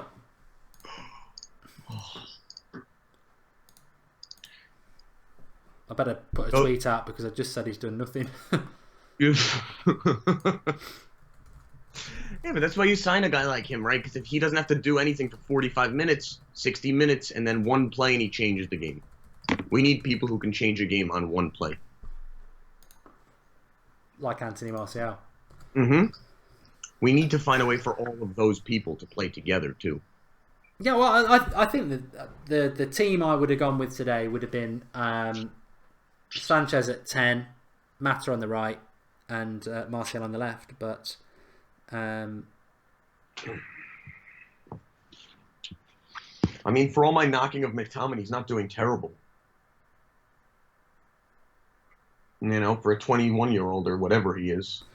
No, I mean, I think in relation to McTominay, and a lot of people would say it as well. He's not a terrible player. He's just he's a bit of a meh player, isn't he? It's like he doesn't do anything wrong. He's just a very average player at the moment. Now he's a kid. Maybe like Mourinho says, I need to give him more games, and with more games, more confidence, we start to see what Mourinho sees in training. But at the moment, in relation to McTominay, all we see is just a player that we go, yeah, he's okay, but we've had plenty of okay players over the years that have never got near the first team. Alexis Lingard. Oh, he's down in the box, and they think he dove. No call again. What do you think about that one then, Jared? Penalty or not? I didn't see it close enough, but Sanchez went down. It did not look like he was faking it. Quezzy Brown says he thinks it's a penalty. Stepped on. It looks like he got stepped on.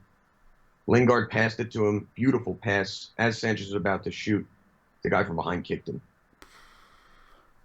Cheat, Alexi, says Archie. Referee not interested. Penalty shout, says Epic TV channel. Could be 2 penalties, says Dynamic Gamer. And Alexi dived, says Archie. Well, he said that twice. I don't think he's who scored for Leicester? I'm going to find out because I might be having a. Who's on your team? I think he dived.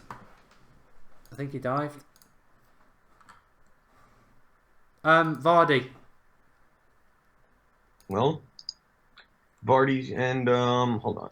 Who is Ian Nacho?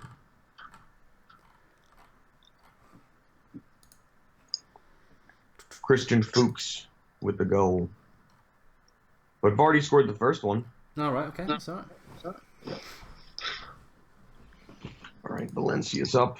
Mata's playing really well. He's got some space. He's in the box. Mr. Consistent. Yeah. Mr. 8 out of 10, isn't he, Mata? He very rarely has a 10 out of 10 game, but very rarely has an average game. Right. He's the right Perisic. You know, he's perfect. 8 out of 10 in almost everything he does. But he's not going to have those games that make you need to bench him.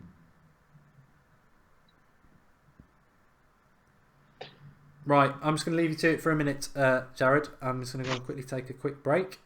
All right, Mata's up. They're in the box. Got Lingard over. Shaw who's setting up Mata. Can't finish it. How's everyone doing? Jamie Vardy is having a party. Valencia's down the right. Oh. An inch away from a goal. They're playing well. They're pushing up. It is. Lack of scoring is very irritating, especially with this team. We should be scoring. You know, I mean, what do you guys think of Sanchez? I mean, when he touches the ball, he's amazing. It just he doesn't seem to get the space he needs now to be really successful with it. I agree. Sanchez is wasted on the left. But it's not like he doesn't seem to be playing too far on the left. He seems to be playing more centralized. So I don't know. Huddersfield guy is down and bleeding. Too bad. Oh well. I think Alexis has done well. I think you can see the quality of Alexis every time he touches the ball, which is what we want to see now. It's his second game with us. We're not expecting him to be integrated into the teams. But he looks good. Huddersfield got it in our side, but there's nobody up. They don't even look like they're really pushing. They're just going to shoot balls in and try and score. Lingard's tracking back, which is nice to see. I can see Lukaku getting a little bit of a stick in there, but I do agree with what Pierre just said there, that he needs the service. He doesn't get the service. Now, you could get to the point of saying, well, we are putting the ball in the box, he's just not making the right runs. But we don't do that, in fairness. But Hans has just said that he doesn't make the right runs. You know, Alexis just tracked all the way back and stopped them from setting up their play, and every one of those Huddersfield players was ready for the ball. Unbelievable play.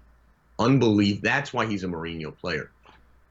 Because they like those defensive plays where you guys are going to track back, be ready for the ball. He keeps getting hit, though. I mean, he's getting taken down nonstop, and the ref has not called anything. He might, well, because he's playing on that left-hand side, start to get the sort of Martial bug, really, because I've never seen a player get fouled so much but get so little free kicks in Anthony Martial. And Sanchez does seem to be very similar to that himself. He does seem to be, I mean, it's Danny Blobs just said Sanchez is being battered. In the 3 games I've seen Sanchez play so far for United, he does get fouled a lot and doesn't seem to get a lot of protection. Oh. Yeah, he does not seem... It doesn't seem the refs seem to be protecting people at all this year, but, you know, Sanchez has been getting his fair share. Beautiful pass to Lingard, who's making the run, who's got the shot. Saved. How are we playing, says Dane? Substitution well. for Huddersfield. We're playing well. I'm happy with what we're doing now. Seem to be opening it up. They're focused on Sir Alex now, who's whispering. We'll just assume he's saying, I can't believe Martial's not playing. Do you think Joe's joking with us? Also, the Leicester goal was ruled off for some reason. But who cares, really? If Jesse Lingard gets it in that position, running at the penalty box, he's a fantastic player, I've got to say. Dangerous. Very dangerous in that position. And it's our job to set him up in that position, too, because if that's where he excels, that's where he's going to score. But Sanchez, it's weird. He's not playing left. He's more centralized, it looks like. For some reason, he seems to be playing right in like a false 9 role, and Lingard seems to be a little bit more to the left. But they do seem to be very fluid between all of them. Like almost no set positioning. JB says the game's calling for Martial and Pogba. I mean, as I said, look, I think United will win this game, but if you put Pogba and Martial into it, we're probably 2-0 up already, because that sort of quality against this sort of opposition would shine through. It's just very tactical for Mourinho to sort of make an example of 2 of our best players and 2 fan favourites in a game that he knows that we'll still be able to win. Would he do it against Chelsea in 2 weeks' time? No. No way. No way would he. He wouldn't risk it, because Chelsea would batter this side. Huddersfield's making a run. They got space. A couple people up. Pass in the middle. Rojo saves it. They got a corner. I don't think we should be surprised if Lukaku comes off. For Sanchez pushes up into that role, and then Pogba and Martial come on. I think that he can't bench Lukaku in the beginning, but if they do not get a goal, I could see him coming off. Also, that was 100% a penalty before. On Sanchez? He stepped on his calf. Yeah, he did. To be fair, a lot of people were saying he looked like a dive, but then a lot of people were saying he definitely something contacted with him. So maybe it was just the camera angle that you didn't see the connection.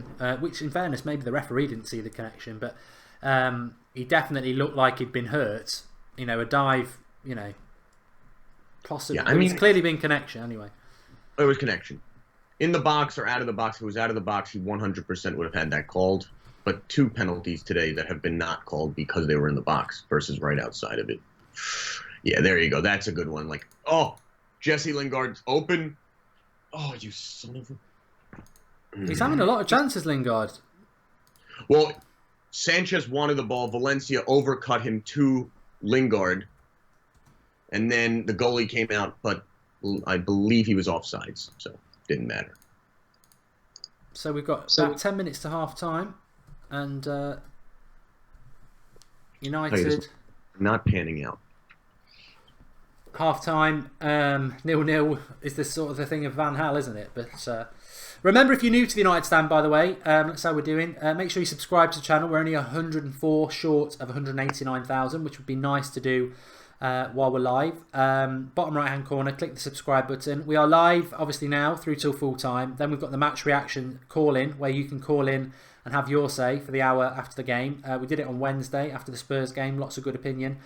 Sure, some of you will have things to say about Mourinho publicly begging Fellaini to sign a new contract yesterday, dropping Pogba and Martial amongst others today. Obviously, that mood might change slightly. And biggest of all, it's the 60th anniversary of the Munich tragedy as well. So get calling in at 5. We're also live at 8 o'clock every single night. We've got fan cams coming up later with Flex. So get involved. Fantastic community. And lots of people getting involved in the live comments as ever. And I must just say thanks to all the moderators. I've just seen Brevy Boy and Andrew Southwick, Matthew McFadden, Tubes. I haven't seen George today. But if I've missed anybody out, let me know and I'll give you a shout. Jared, you're one yourself, but not today. Not today. But I do like the blue spinner. Also, Andrew Ellis made a nice comment. I have not seen any progress in 5 years. Do you agree? He's a Mourinho outer, he is, Andrew Ellis. I know. Probably the most he's famous. Andrew Ellis is sort of famous in the United Stand and now Manchester United community, because from day one, he never wanted Mourinho. And you've got to respect somebody like that, even if you disagree with it. He's not a fair weather one. He never wanted him, and he's been very consistent the whole time.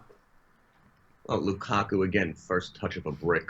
And I have to agree. Consistency's tough with football fans, but he has been the most consistent I've heard. Never been Jose in from the beginning. I think it's a good point. A lot of people talking about Lukaku. I think it's a good point about Lukaku. I'd take him off. Yeah. I think that Jose, nobody is ever unbenchable for Jose. So if maybe he just, he was trying to build up confidence, but he will bench him and put Alexis there. Don't be so certain that that's not going to happen. To me, I think that will happen if they don't score. If they do, he won't really touch much. But Alexis is taking the free kick now. About 30 yards out. Watch, this is going to be right to McTominay in a goal. Is it a shootable one? 100%.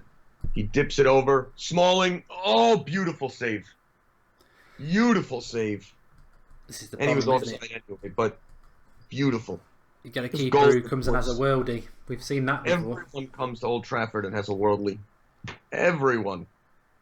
Everyone's David De Gea playing against David De Gea.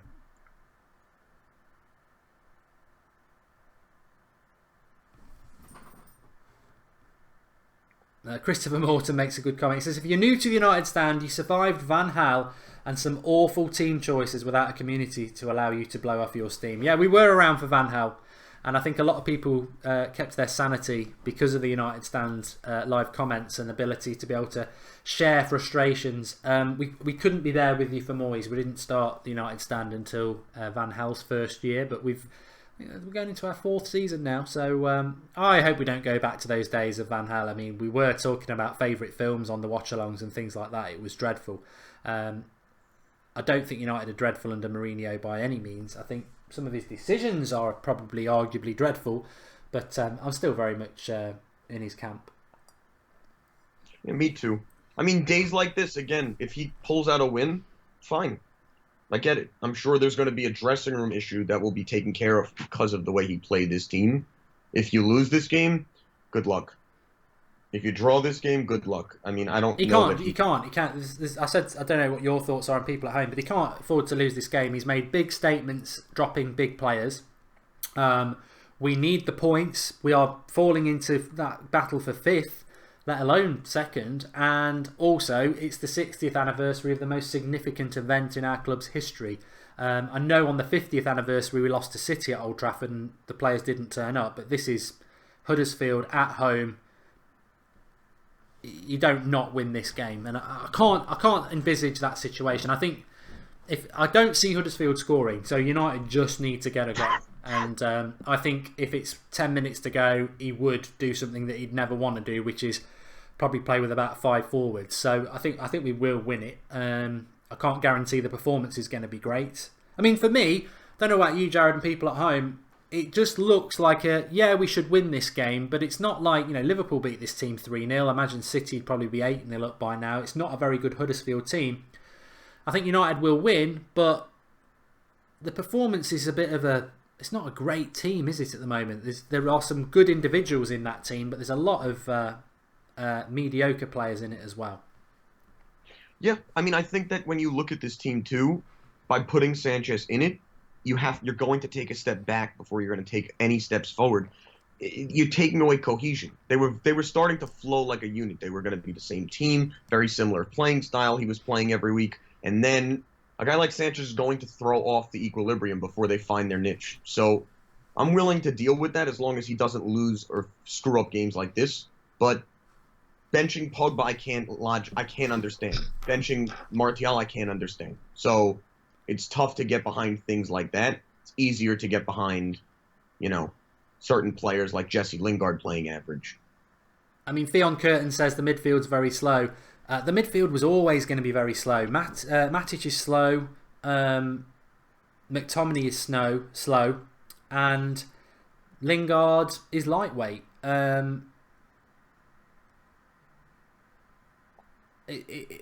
I said this when Pogba was injured, and funnily enough, Pogba didn't play against Huddersfield away either. So it's when Pogba doesn't play, we don't actually have a midfielder who's got an offensive mindset, and that makes us very static. It's not rocket science anymore. Everybody on the live comments says it as well. United don't get the ball quick enough from the midfield to the attack. Every opposition, and if you look at Huddersfield now, if you are fortunate enough to watch it, Huddersfield is set. They've got their banks of players and everybody's in position. If you watch Man City or Liverpool, they move the ball really quickly and they pull people out of position, and then they move ball quick enough to exploit the fact that they've moved them out of position. If you watch United in the final third, unless someone like a Lingard or a Sanchez or a Martial or a Pogba produces a bit of individual brilliance to go past the player to create space, we never do it with the ball because we're not quick enough with the ball. We don't move the ball quick enough. We always allow the opportunity to get into place of the opposition. We're very slow at moving the ball from the midfield to the attack, and that is why we don't create enough chances for people like Lukaku. You never see Lukaku in one-on-one positions. You never see teams being split apart and Lukaku getting through on goal. It just doesn't happen. No. We're very close to half time, so it's going to be that, this is why you want that penalty, or you want that, you just want a goal before half time. Corner for Huddersfield.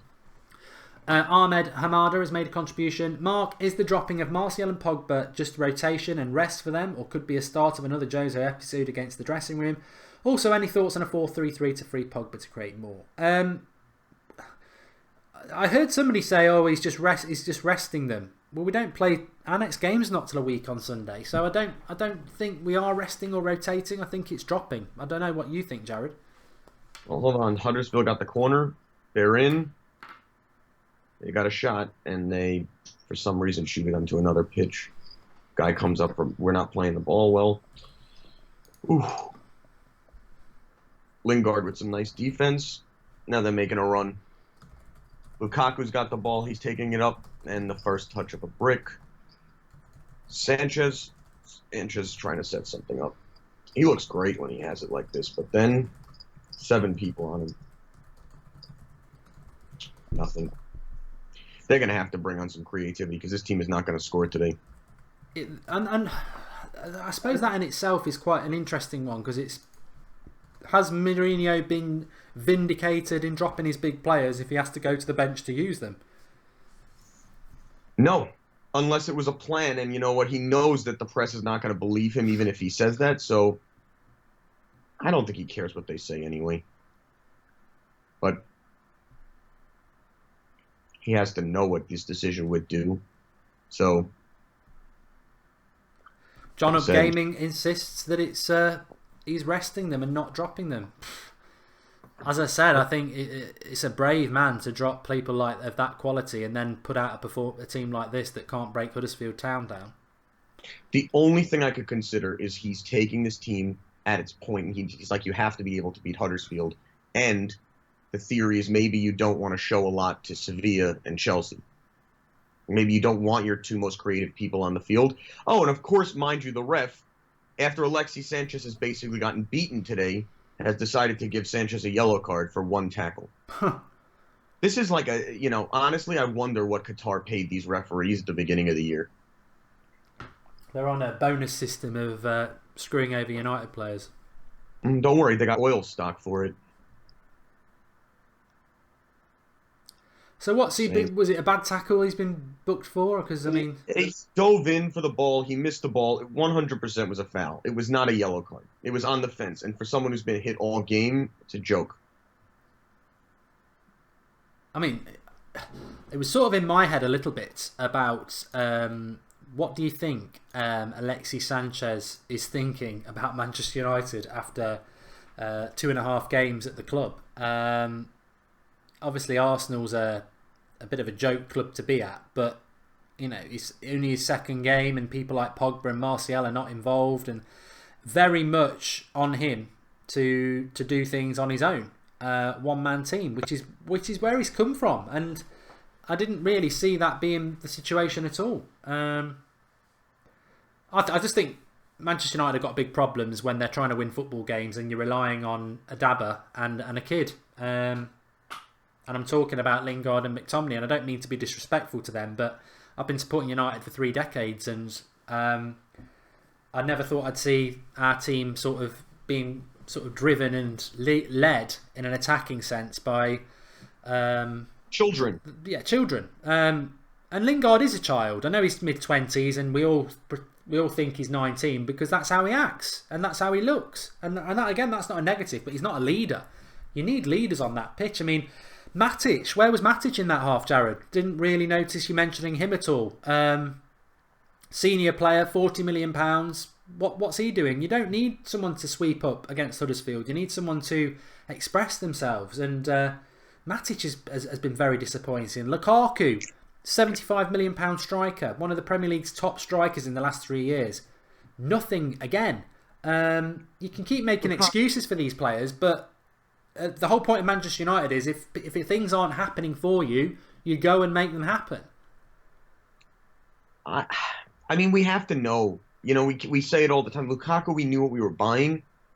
That price tag is tough to wrap your head around. And the thing is, like, we probably, if I had to do it again, I would have hoped we didn't buy him. And the only reason I say that is because there were strikers out there that could do what he does. I wish we got Adamia. Yeah, 100%, and doesn't give teams the ammunition like City to pretend that they're saving money by spending 60 million on 5 people instead of 80 million on one person. It's like we overpaid for him, and I understand why we did it, but I think he's having the Pogba first year syndrome where it's very tough to live up to that price tag and the wages and the focal point of the biggest team on earth, and it's tough. Again, I think Lukaku will be good on this team when he finds the right people around him, and he is not responsible for everything. But that number 9 has to be able to put the ball in the net. A lot of people saying Jose out. I mean, obviously, I'm never going to agree with that, and certainly not because we've lost to Spurs in the midweek and we're 0-0 at half-time against Huddersfield. What I will say, and a lot of people are saying it, is the same old problem with United. And there was a great comment before the game about a bad transfer window for United. Everyone thinks we've won the transfer window because we bought Alexis Sanchez, but all we've actually done is, arguably, because some people would say we haven't, improve our best player's position. We've got a better left winger than Martial, who was already our best player. So we didn't improve areas that needed to improve, which are still number 10 and right side of midfield, because take away the individual talents of a Martial or a Sanchez or even a Lingard, to be fair, at times, and he nearly scored again today.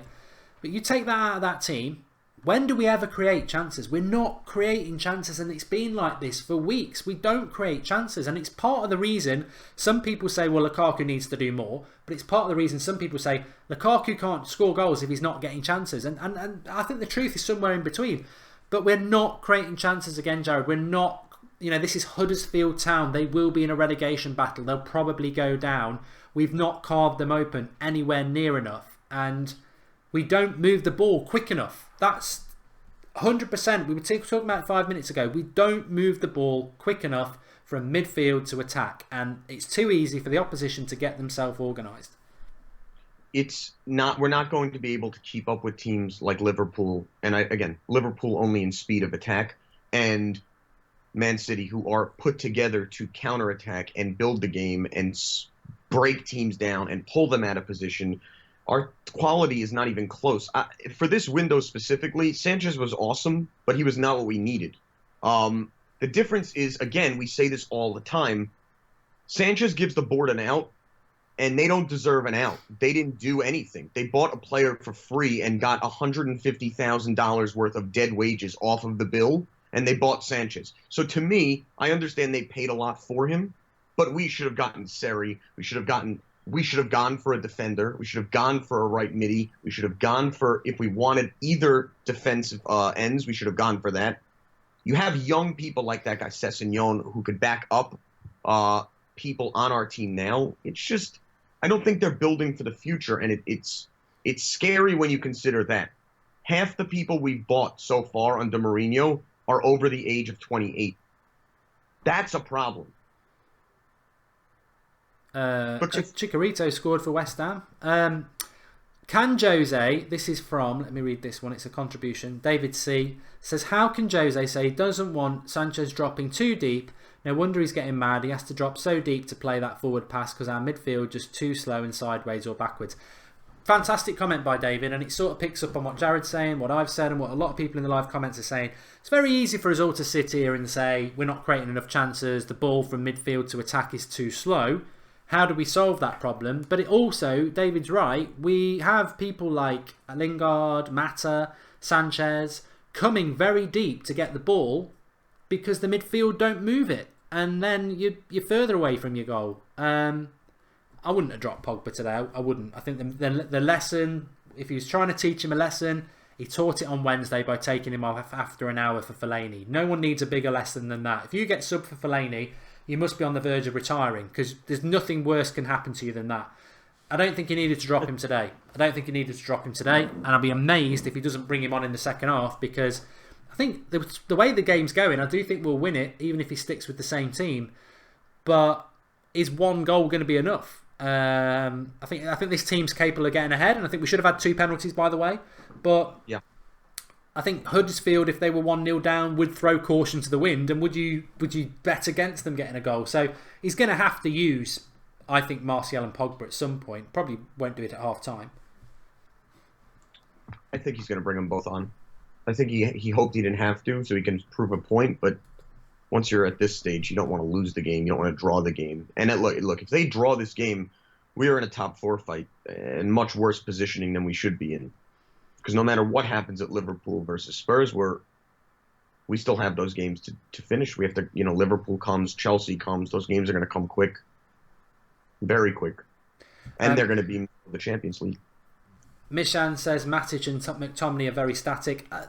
We're not boring. We're not a boring side like we were under Van Gaal. Van Gaal's sort of signature was to play 2 centre defensive midfielders, and it's why Smalling and Blind, everyone used to go, oh, they're brilliant centre backs. They weren't brilliant centre backs. They had 2 centre defensive midfielders protecting them every game under Van Gaal. We're not doing that, but we have got 2 midfielders who have very little creativity, and we are playing a team that's basically parking the bus and hitting us on the brake. But we've got 2 midfielders who don't create in Matic and McTominay. So one of them needs to come off. I look at the bench, and the only player who can come on is Pogba, obviously, but we need more from that midfield. I'm not I'm not throwing them under the bus or disrespecting McTominay and Matic, but they're not offering anything that we need. They're not offering... to be honest, Carrick's on the bench. I'd bring Carrick on. I know Carrick's not really going to offer much in the next few weeks, but give him 45 minutes at Old Trafford. He's been, this is in his DNA. He could do it blindfolded. He'll just grab hold of that midfield. He'll start spraying 30, 40-yard passes forward into the feet of people like Lingard and Lukaku, and we'll get them on the back foot. We haven't got... Matic and McTominay can't do that, and I think that I would get Carrick on as well as Pogba. I mean, Pogba has to come on. He has to come on. I mean, granted, the team played well enough to get 2 penalties that weren't called. And one of them, when McTominay was bowled over, is a joke. But, again, Pogba, once he comes on, you hope some creativity starts. But we're going to win this game, surely. I mean, we're not going to change our mind. I mean, I don't think I'm going to go 3-0 now, but I certainly think maybe we can get... I think we're going to need a couple of goals. I'd be very nervous at 1-0 unless we score it right at the end. And then let's not have any doubts. Definitely was a penalty on McTominay, and arguably, haven't really seen it, the one on Sanchez, it looks like he might have dived, but then a lot of people are saying he's definitely injured himself. He must have been clipped. So the referee's not been great. Booked Sanchez just before half time as well, despite not really doing much with the Huddersfield players. Dracula's made a contribution. He says Lukaku is not the problem. Players around him are. No passes to him, no crosses, no chances created, no through balls. Dropping Pogba and Martial is a disgrace. I do sort of agree that. I can sort of see 2 sides to the story in relation to Lukaku. I think he does need to do more, but also I think he needs more. I mean, Lukaku, if he got service and then didn't convert the chances, that's a different story. But he's not getting the right service. So how do you judge a striker on that? Yeah, you've got to give a striker service. I mean, I'm not saying we'd ever have Defoe or Darren Bent at the club, but they're not players that are renowned for build-up play or anything like that. They're players that need balls into the channels. They're players that need to be facing the goal to get a shot away. And has Lukaku had a shot in this game? No. So we're not creating the chances for him. Christoph says he's bang average though, so stop being delusional. Mourinho, it might be the real one, has popped on. He says, I support dropping Pogba 100%. I don't know how anybody can, unless there's something we don't know about the Pogba situation, I would play him with a broken leg compared to Matic and McTominay, because at least he can create something from the midfield that looks really, really static. Michael says the ball needs to go out to Sanchez more. I'm not... The whole excitement I had about the Sanchez thing is that, like Sanchez and like Martial, when they get the ball, they get 3 or 4 players around them. So my theory and excitement was always, well, if you've got one on one side and one on the other, the opposition can't get 3 or 4 players on Martial on one side and Sanchez on the other. They can't do it. So it will create more space for either of them. We tried to do it against Spurs, but we were already 2-0 down because of mistakes. I would like to see that again, even if it's Martial coming on the right. I'd rather see Martial on the right than on the bench. So hopefully we'll see that in the second half. I've got a funny feeling we'll see Pogba, but I don't think we'll see Martial. I think he'll bring Rashford on ahead of him. I think there's something going on there. I could see the 3 of them coming on. Again, I think if Lukaku hasn't scored by the 60th minute, I think he'll come off. I don't think we'll ever see him sub Lukaku. I don't know whether he ever has. He hasn't, I don't believe, but I don't think he is a 90-minute striker. Maybe I'm wrong. Please prove me wrong. But he gets tired. It looks like then he just... All of them have... I will say one thing about our team is we do not have the best body language. Well, we lack a leader, don't we? I know Valencia's on the pitch and he wears the armband, but he's not a leader. I mean, he struggles with the language. So, and I know you can lead by example, but he's not had a fantastic first half himself. But we need somebody to grab that midfield. Yeah. That's where United struggle. And Sanchez does look like he's a bit of a leader. I like what Sanchez does. But yeah, Sanchez will be a leader on this team. He will. And once they start meshing, he'll be perfect. But until then, who's the guy who's going to bring them there? I always thought that was Pogba. Yeah, well, we're going to win. We're going to stay positive. We're going to win. We're going to win. Because not winning, for many reasons, would be a huge problem. Not more so than it is the 60th anniversary of what our club's all about. So the players have got to do better. I mean, a lot of talk about Mourinho and tactics. Let's not forget there's 11 players on that pitch as well wearing a Manchester United shirt, and they need to do better. And you can't just hide behind the fact, like I've heard people say, Matic is doing okay, he's sweeping up, he's stopping the counter-attacks. Well, you've got to do a little bit more than that sometimes in a United shirt. You've got to do your job and more. You know, instead of just sweeping up, why don't you get hold of the ball a bit? You can dribble. Why doesn't you get the ball and start driving forward a bit? Why doesn't McTominay start showing us why Mourinho rates him? Why doesn't Lingard start trying to thread a few passes in and try and create something for Lukaku instead of always running at goal and getting a shot away? Mata, you know, I've always felt Mata should be a number 10. Mourinho never plays him there. Why doesn't Mata start showing us that he can do the job? I think the players need to go up again, and they shouldn't need to be inspired by anything other than wearing a Manchester United shirt. But on a weekend like this, we need to see a lot more. Dees TV says Martial's not a bench player and he deserves better. Well, I'd agree with you on that. Awful team, says Ella Spectre. Stop saying we're going to win every time you say it. We drop points, says JDM. I'll categorically state that is false. A lot of the times I've said we'll win, we do win. Is Lukaku technically gifted? No. So expecting him to be a player who would create chances for himself is idealistic, says Mr. Aditya. Yeah, we've got to create the chances for him. I think that's what a lot of people are saying. I would like Lingard on the right wing, Joystick Hero. He says Lingard right wing, Martial left wing, Alexi number 10. I'd like to see that because I think all three of them could interchange. Perfect. I'm a fan of that. I mean, we all like Mata, but Mata would probably the one I would take off. Yeah, I agree. Because I did say this about Martial, Lingard and Mata a few weeks ago. They're all capable of scoring goals, especially Martial and Lingard. They've scored some really important goals for us. But when push comes to shove, as much as we like those players, how many chances have they created for Lukaku in the last month? Next to none. So they've all collectively got a responsibility there, and we can like them all or individuals as much as we like, but they don't create enough chances for the number 9, and that is their job as well as scoring great goals. They do need to create the chances. Yeah, they need. Well, it's to your point yesterday. You need flat passes, easy convertible passes to Lukaku. These passes that they send in tend to be on weird angles where he has to turn and shoot or get the ball, control it, and then shoot. And that is, then you can get rid of him if that's what you expect at him, because that's never going to happen. Lukaku will never be the one controlling the ball, putting it on the ground, and then scoring. Ian Molyneux says no subs on. I didn't expect there to be. Let me know when it kicks off, Jared. We've got a few people. Right now. Okay. Now. We've got a few people in the live comments saying, can we call in? 5 o'clock. We do the Skype show for an hour after the game. So you can all call in, whether you're frustrated with Mourinho, ecstatic with a McTominay second half hat-trick, whatever the scenario, you can all start calling in full time on the Match Reaction show. We'll be taking your calls as we did on Wednesday. So interesting second half for United. I wouldn't go as far as to say it's pivotal to our season, but it is potentially a half that we could look back on in May and say we needed that 3 points, or that 3 points really gave us the kick up the backside we needed to go and do stuff. So bottom line is we've got to win this game. We've got to win it. And no question.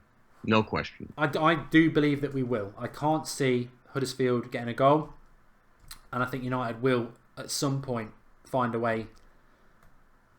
I'd probably guarantee it will be a bit of individual brilliance though. I think expecting us to carve them open and Lukaku to score is probably a stretch too far, because we just don't seem to have that sort of creativity in the final third. But I think we have got the sort of players on there that might be able to just produce some brilliance, whether it's Lingard running at their back four or Sanchez or something like that. But defence has been very solid, Mike Calvert. I mean, got no concerns about the back four at all. I think that was the one big positive of the game, and I agree with Mourinho. He got that totally right. Young and Jones dropped, brilliant, totally deserved.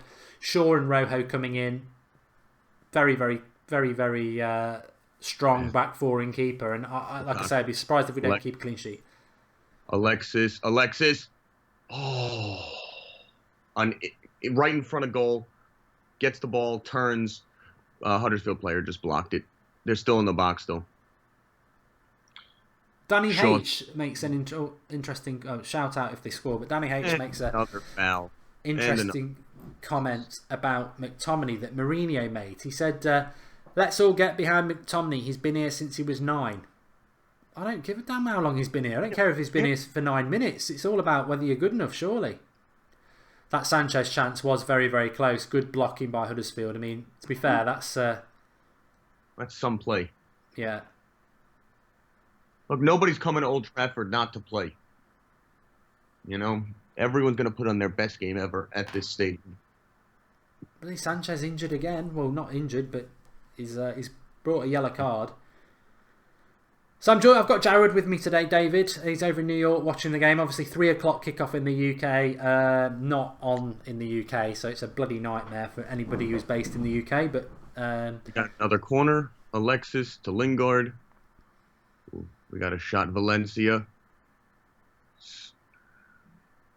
Another corner. We never score from corners. 3 corners in the course of a few minutes. If anyone made a corner bet, good job. But you feel a goal's coming. They're not... Yeah. Mata in the middle. McTominay. Oh. Seems he headed the Huddersfield player instead of the ball. Oh. Alexis, if that had gone through, that was a goal. Blocked again. They have a unique knack at getting on that. They're blocking every nice shot we've got. So I got to give Huddersfield a little credit there. But they came out of that locker room 10 times better than they did the entire last half. Yeah, Hayden Chan says we're looking better. We're looking like we're going more and more on the front foot. And obviously you've got that intent. At some point you would expect the chance to happen. Yeah. But I don't want to win 1-0. I want to win 3-4-0 on a day like today. So I'm still figuring, you know what, maybe we get 1 before the 60th and then 3 between 80 and 90. Like normal. Glenn Knight, at least we've started better this half.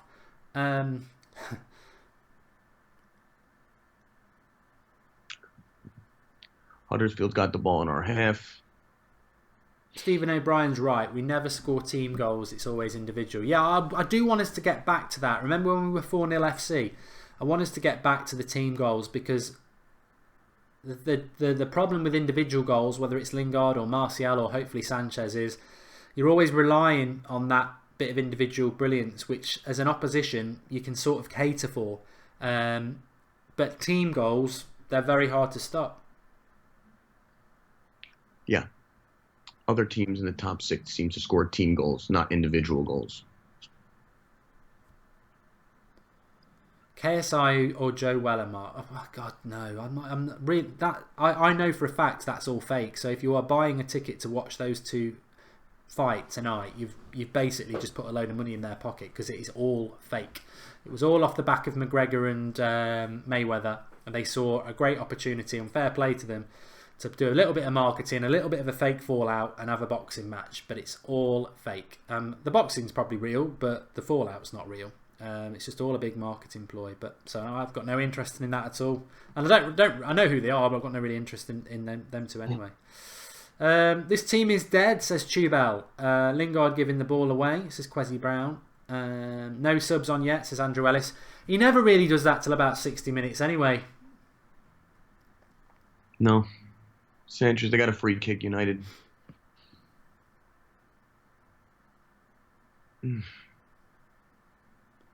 I would have thought, honestly, by now there would have been a substitute. But,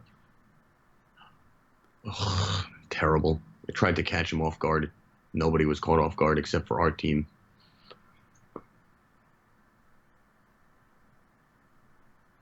Last season we created loads of chances and couldn't score. This season we create hardly any chances. It's true. Very good comment there from Zed Jamie. We did. Last year we used to got all those 0-0 games where we were just creating countless chances.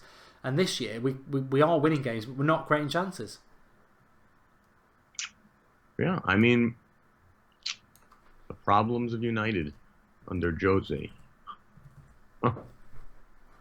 Beautiful pass by Sanchez. Oh, Lukaku. Matic taking the ball, playing it out the back. Valencia looks good, setting up things. They got the ball to Sanchez. Get. Oh. They just slid, took him out. No call. I just don't think the ref cares if Sanchez gets killed today. I'm with you, mini gamer. I would love Sanchez to score a goal because I think Arsenal fans, for some reason, have just become relevant because they've signed a player. They did lose to Swansea midweek, and they are nowhere near getting top 4. But they suddenly think they're a relevant club again, and they suddenly think that Sanchez is a flop and a player that they would love to get rid of. So I'd love Sanchez to just do something, but I do feel sorry for Sanchez in a way because it is the players he's got around him are not the players he should have around him. We have got better players on our bench who can sort of take some of the workload off him and provide him with some creativity. I don't think he thought when he was signing for United he was going to be fed by McTominay and Mata and Lingard. I think he would have expected certainly Paul Pogba to be involved. So I would love Sanchez to get a goal for obvious reasons, but Matic had a beautiful shot before Shaw. Just needed a little more speed on the pass. Sanchez is setting up any shot we've had today. Sanchez and Valencia seem to be the ones setting this up. Sam Prith says this time team will not score today. Oh, I think we will. We've got 40 minutes left of this game still. Yeah, I think we'll score. Sanchez playing his heart out. Brilliant, says Karen Bansai. I do like, Sanchez is a good signing. I don't really like where he's playing, but the effort levels are always going to be very, very good. Sanchez is going to be great. He is a world-class player. That's what they do. But, as much as we're all giving this Sanchez love, I just want to keep repeating this. And you can make your own mind up, obviously, because it's all about opinion. But as good as Sanchez has been, please tell me why he's a good signing. Lukaku goal! We got to go. Manchester United. Lukaku. Beautiful shot. A perfect setup. That's what we're talking about. A perfect cross. Who's crossed it? It was Matic who came up, if I'm not mistaken. Let me just make sure. Hold on.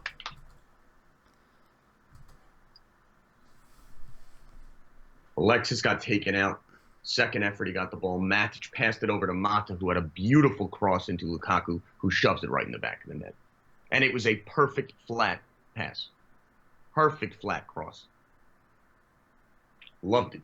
Beautiful goal. Well, the brilliance of that is let me just show you. Let me go back to. I've been on about this for weeks and weeks and weeks. We don't do it enough. So we get into this situation here. It's not Martial, it's Mata. So Mata's here. First time, left-footed cross into that danger zone I was talking about last night. Lukaku into the goal. That's how it happens. But we have Mata here all the time doing this sort of cross, curling it in that way. The natural cross is a killer all the time. Mata, Lukaku. I keep saying it. We don't naturally put the right player on the right side of the pitch, and it's a pain in the backside to defend against. And surprise, surprise, we get somebody in a position to put a decent cross in, and Lukaku gets a goal. So for all those people, and I was saying it as well, it's hard to be critical of Lukaku when he's not being given the right ball. We put the right ball in the box, he scores.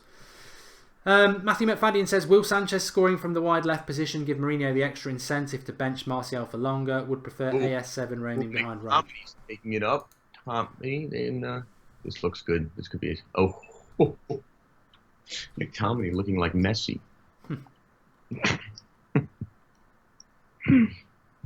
I think that'll be enough now. I don't see Huddersfield getting a goal. So I think we're home and hosed, to be honest. We're not. We're also going to score again, I think. Yeah.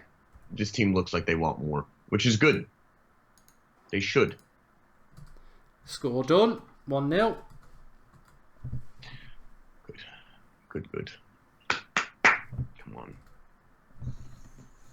So still got, like I said, still got about 40 minutes left. Maybe a little bit under that, 35 minutes. 1-0. I got to say this: the pressure Sanchez applies to people taking the ball up is unbelievable. his work rate for anyone is one of the best I've ever seen.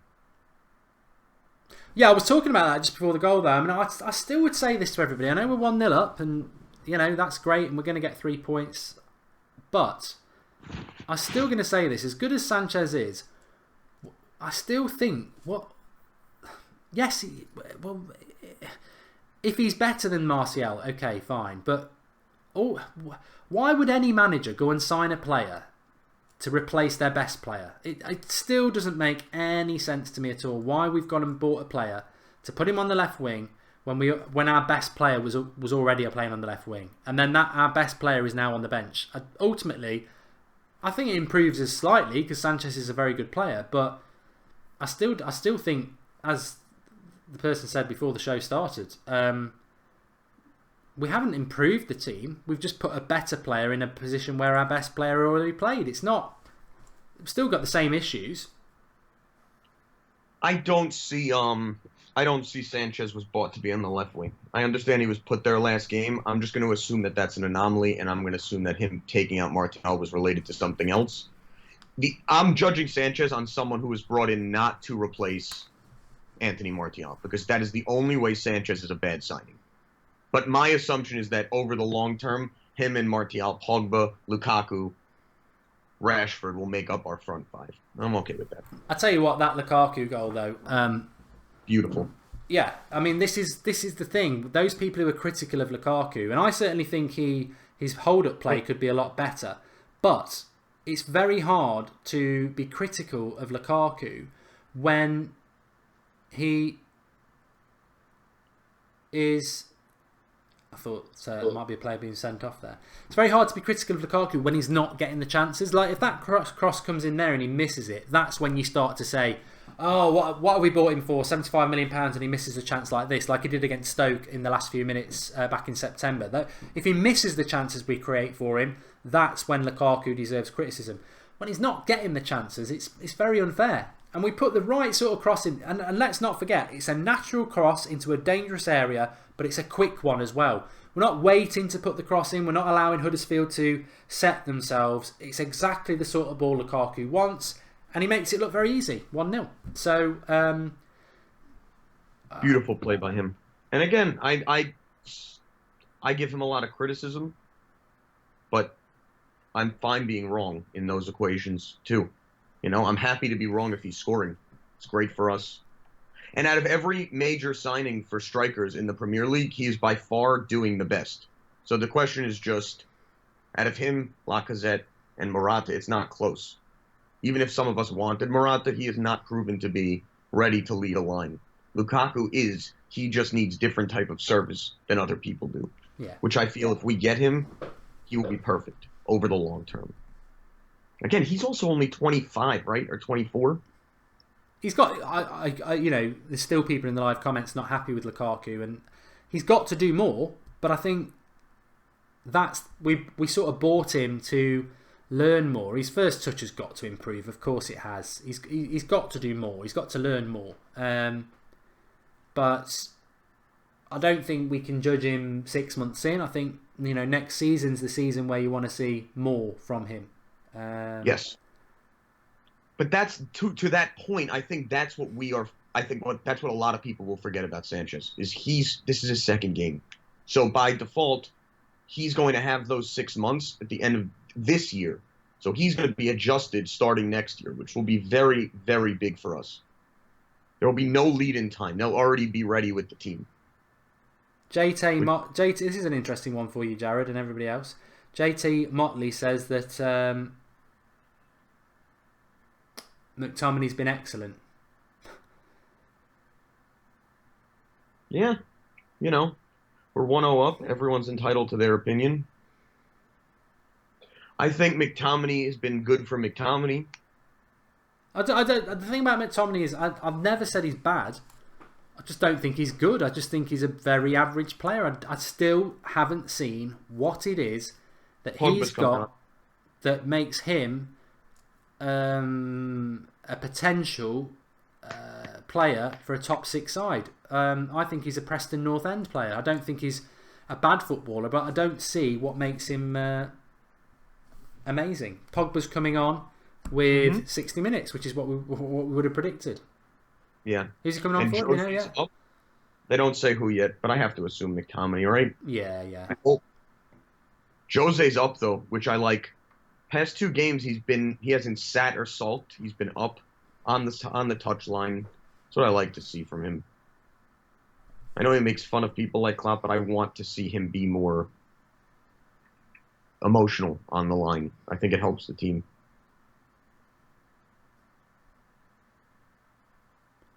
And again, Sanchez is back. Matthew McFadden, McTominay's average, not good, not bad, just there to make up numbers, harsh but facts. At the moment, I would agree with that. He's obviously playing more games and he can develop further, but you know what? I don't like Steven Gerrard, I don't like Frank Lampard, but they were midfielders, and by the time they were 20, you sort of saw things. They weren't ready, they weren't doing what they were doing in their late 20s, but you'd still see... with a young player, you'll see something. They're not ready, but you'll see something in their game. I remember Beckham when he first burst on the scene. He wasn't ready, but he scored that free kick, didn't he, in the Champions League, and his passing was very good. And Scholes was the same. He wasn't ready, but he'd pop up with goals and stuff like that. And Nicky Butt wasn't ready, but he'd fly into tackles. And then with games, they became the players that they are. So, of course, he's not got to be the... They don't... Very few young players come into the team ready. They've got to get games to become ready. But they do come in with an attribute or two that you go, right, yeah, I see now. And I don't see his attribute yet. But he, as Red Prepper says, he's only a puppy and he can get better. Yeah, he is going to be world class wherever he ends up playing, and it better be for us. But we're in that situation, Jared. I think we do need that second goal, everybody at home, because 1-0, United deserve to be 1-0 up, I think, on the balance of play. We should have had penalties in the first half. And, it's not been a 3 or 4-0 performance. It's been, we deserve to be in front. But the problem with 1-0 is if it stays 1-0, I do think that Huddersfield will fancy a little bit of a chance. Whereas I think if we get that second goal, they're not coming back. There's a lot of yellow cards out there. I would wonder if we might see a red for Huddersfield, which would absolutely kill it off. Lingard out and Pogba in, apparently. And we got a nice free kick. So that's interesting. I mean, thoughts on Lingard today? He had a good few runs, but again, lacking that creativity. Mata, free kick. Oh. Already Pogba's involved. I love it. I think that, again, result will be all that matters today. Not the game we wanted to see, but it doesn't matter. Get the result, move on. Oh, Lukaku headed it into another stadium.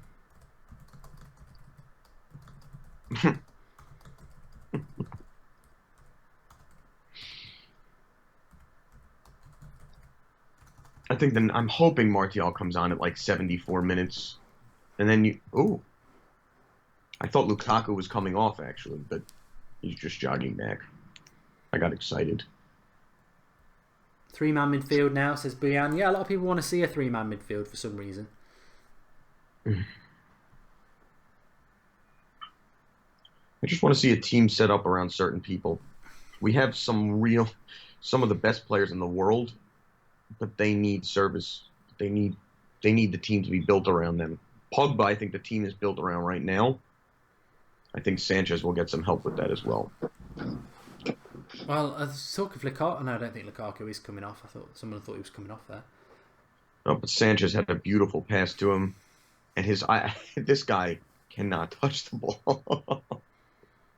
His dribble, it's like he wears bricks instead of cleats. Who is it? Lukaku. Yeah, he had a nice little run. His second dribble, it's like he passed to the goalie. A few people saying Pogba finally number 10. I remember Pogba playing at number 10 against Liverpool last year. Not this season, last year, the year before. It was where Zlatan, we parked the bus, but Zlatan had the chance of the game. And Pogba was dreadful. I don't think Pogba's a number 10. I think he's got way more to his game than that. I think Pogba's better. Pogba's a box-to-box midfielder. That's what he is. I don't think Pogba's got the intricate guile you need of a number 10, and also if he's playing that far up the pitch, you miss out his range of passings that he can do from the centre circle. So Oh my God, Pogba is one of the best passes I've ever seen in my life. And that is that a penalty shot or is it a foul? It looks like a penalty shot. Penalty on Alexis, tripped by this weirdo with weird hair. He might get sent off. He's been booked, hasn't he? Yes, that is going to be a penalty shot. I'm sure the ref isn't going to book him twice, even though he should. Beautiful. One of the best passes I've ever seen by Pogba. And that is exactly what you were saying, because it was from the back. Yeah, this is why he can't play as a number 10, Pogba, because that sort of pass he can't do as a number 10. And I love Alexis is taking the penalty. He's lining up. Well, this will be game over if this goes in. Please don't do anything stupid. Like, just put it in. Celebrate, score on your debut at Old Trafford. The shot, the run up. They saved it, and he puts it back in. There we go. Alexis, saved by penalty, follows up, puts the ball right in the net. Lovely stuff. Beautiful. Even better because he didn't give up after his shot. That's what I'm talking about. Arsenal fans, for that split second, were like, yeah! And then, no. So he misses and then follows it up and scores. Was gonna come on. I thought DT was going to come on. You know what? Fair play to Arsenal, though. They got a Aubameyang. He's not an Arsenal player, I'll tell you that much. Fair play to the keeper. It was a good save, wasn't it? But, it's such a good penalty and such a... he's done his best to save it, but to palm that away would have been very difficult, and Sanchez just follows it in. And that will be game over for United. So comfortable. It's not in the end, but it's certainly a comfortable scoreline with what we got. Still got about 20 minutes and plus to do it. I might be right with the 3-0. But Pogba's introduction. Nobody. That's what I'm sort of saying about McTominay and Matic. They're not making that pass. They're not. They can't make that pass. So that goal is because of Paul Pogba. And we haven't got any other midfielder. So Mourinho can make a point and drop Pogba because he's not playing well. But imagine that if he kept Pogba on the pitch against Spurs and he put that pass in with 20 minutes to go, we're back in the game. We haven't got anybody who can do what Paul Pogba does from the midfield. So that's why I would never be looking to drop him. But he's put this game to bed. I got to say, you look at that and that was within 5 minutes of coming on the pitch. Who knows? Maybe it worked. Whatever Mourinho did. Yeah, that was it better not happen again. If he wants to do it once, fine, but he better not start dropping him again because it's too important. I'm with you there. I don't think he gets away with that again. But one time, Rashford's coming on for Mata. I knew it. I knew it wouldn't bring Martial on. I knew it wouldn't be Martial. Rashford is coming on. Somebody else saying McTominay's been class. I don't get what they're watching. Are you playing FIFA and you're controlling it? I think it's been average. I've not seen anything that... We need to get past this. A young lad plays for United and keeps putting in average performances. Oh, that means he's a player for the future. We're Manchester United. Come on. He's got to do more. An average performance is nothing to write home about. I mean, Matic has been average and we say we need more. So... He's got to do more. He's got to do more. This is Huddersfield Town and he's had an average performance. Nothing more than that. Summerjet says, love to see all the players going to Pogba, Martial and Rashford for the first goal.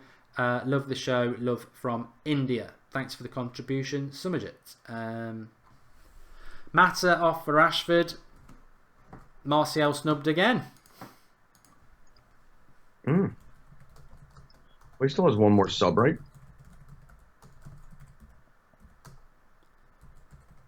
Yeah. Maybe he brings him on next.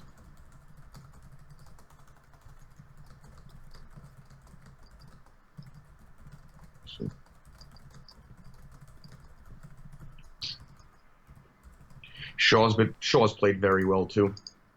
Yeah, well, Ashley Young should not be getting in the team for the next few games now. Cost us the points against Spurs with that falling asleep in the first 10 seconds. Shaw arguably should have been playing that game anyway. Comes in today and it's been a flawless performance. Flawless, actually. And he made it and he's not injured, which is most important with Luke Shaw. He didn't get hurt. I don't really give a damn what anybody says about McTominay. I'll be stubborn on this like I was stubborn on Fellaini. If you think consistent, he's done okay, is good enough for Manchester United, then enjoy finishing 3rd and 4th for the next 10 years. I've supported United for many years, and consistent and okay performances will not win us titles. I've not seen anything in Scott McTominay that makes me think he should be anywhere near the first team or the bench at the moment. I'm not saying he can't improve, but I still don't see anything about him that makes me think he's just average. And, you know, we could have... name me an average midfielder who's 25. We may as well, Danny Drinkwater could do that job. You know, it's not... Is that what we want? Are we just blinkered because he's a kid from the youth setup? He's no better than Danny Drinkwater. He's probably not as good as Danny Drinkwater. And that's my point. It's like, what is he going to offer us in 5 years' time when he's 26 and playing like that? It's not good enough. We need better than that. And I'm sorry if that offends people, but I'm looking at Manchester United getting back to being a Premier League title winning side. We ain't going to do it with Scott McTominay in the midfield. We're not. We need better. I mean, he's tall. That's the only thing he offers that I think Mourinho really is addicted to, is height. I mean, if you want to talk to me about Fosu Mensah or Twansibi or Pereira or Chong or Gomez, yeah, I'm going to get excited. They're from the youth setup. They're very good players. And And watching them, you can see that Fosu Mensah's tenacity and pace, brilliant. Twansibi, his ability to read a tackle and his strength, brilliant. Pereira's creativity and driving with the ball, brilliant. Chong, talented, skillful, reminds me sort of the Giggs, the way he drives and glides. Gomez, that creativity from number 10. They've all got that attribute. They're not ready, but they've all got that attribute. What is McTominay's attribute?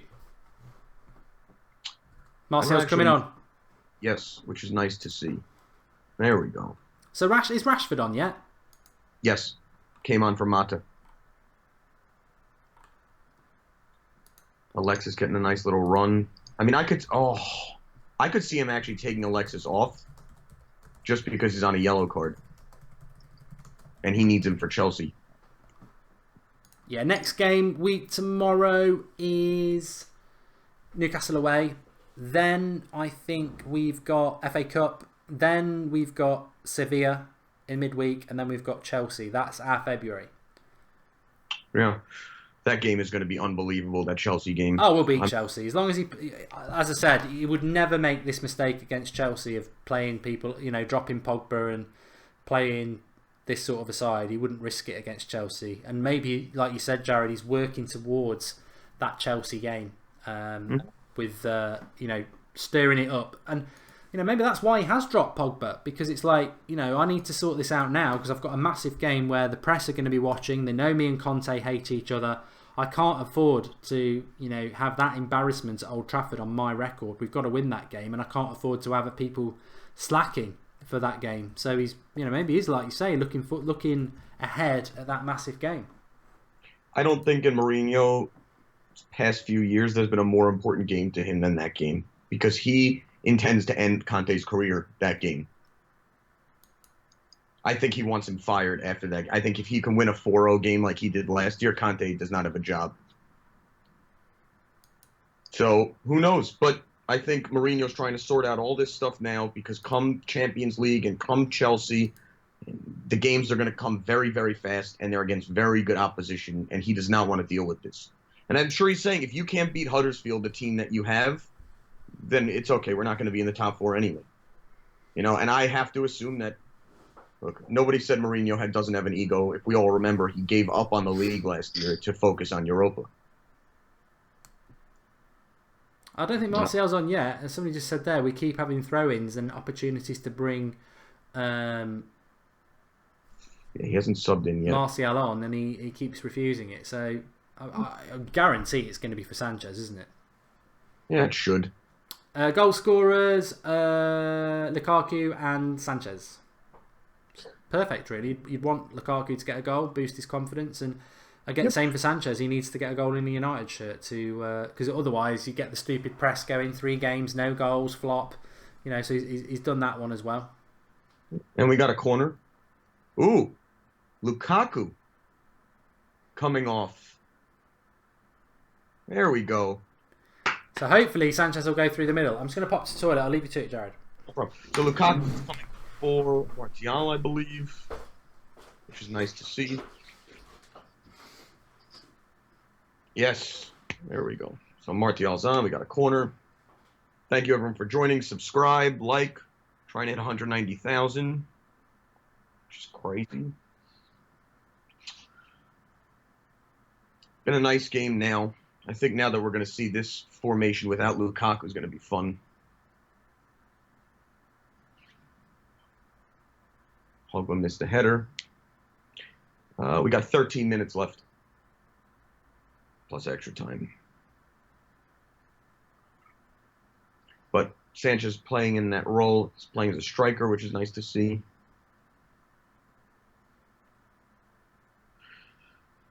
That's where he always prefers to play, which is nice. Oh, come on, Andrew Ellis. Conte does not have Jose's number. Conte has Jose's hair replacement person, I feel like.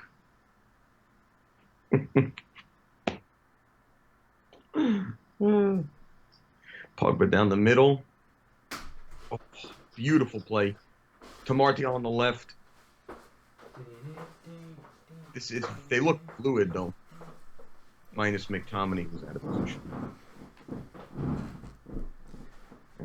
This is the front three I want to see every game, says Editor Tarmanen. So I've got Martial up front, or have we got Sanchez up front? We have, it looks like we have Sanchez up front.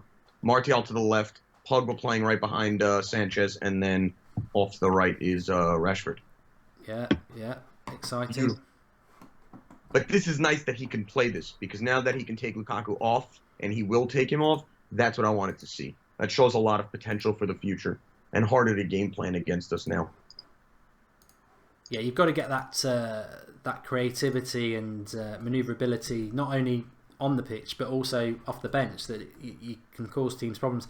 I mean, so important that United win this game today anyway, for many reasons, none more so, as I've said before, that it's the 60th anniversary of the Munich tragedy. But in the immediate sort of Premier League season, we did lose to Spurs on a midweek, and these are the sort of games you've got to grab 3 points in and not turn a crisis into a major issue. So I think we're home and hosed, Jared. Crisis averted for now.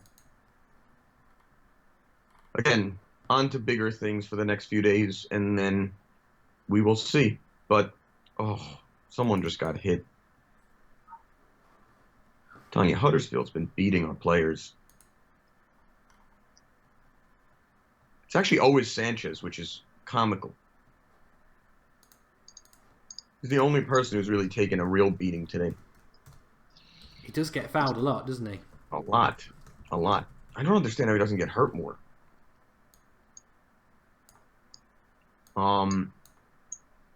Yeah, I mean, is this the first time he's taken off Lukaku in a Premier League game? I think it is in the Premier League. Somebody said he was taken off against CSKA Moscow. Right. I mean, just to show like the level of dominance, we've had 662 passes to 180. Yeah, we had something like 80%, 83% possession at some point, didn't we, as well? Mm-hmm. I think it's still quite high, actually. The numbers. Again, this front three is unbelievable, and the front four, including Pogba, I feel like it's a whole nother level for this team. Question: would you ever send Rashford on loan, Mark, next year if he's not going to play? Probably not. No, I think he's. I think surely he's developing all the time, and I think I'd rather have him as an option. I think Sanchez, Lukaku, Rashford, Martial, hopefully Lingard as well. Hopefully bring somebody else in. I think if they're all pushing each other and you take one off for 70 minutes and bring on another for the 20 minutes, I'd rather, unless Rashford doesn't continue to improve, then I think if he's improving and doing what his potential is, I'd keep him. What about you? I think so. I think you have to keep him under your wings. You don't want anyone else touching a player that young. I think if he's not going to get game time, maybe in another year, I would consider it. But for now, I think he's in the right position. and I think he's got the right person to bring him through. I mean, Jose never plays youth to that degree, so if he does feel a player like him could be that good, I want him being mentored by Mourinho. Again, Mourinho found Hazard, so who does he think is the Hazard of this team?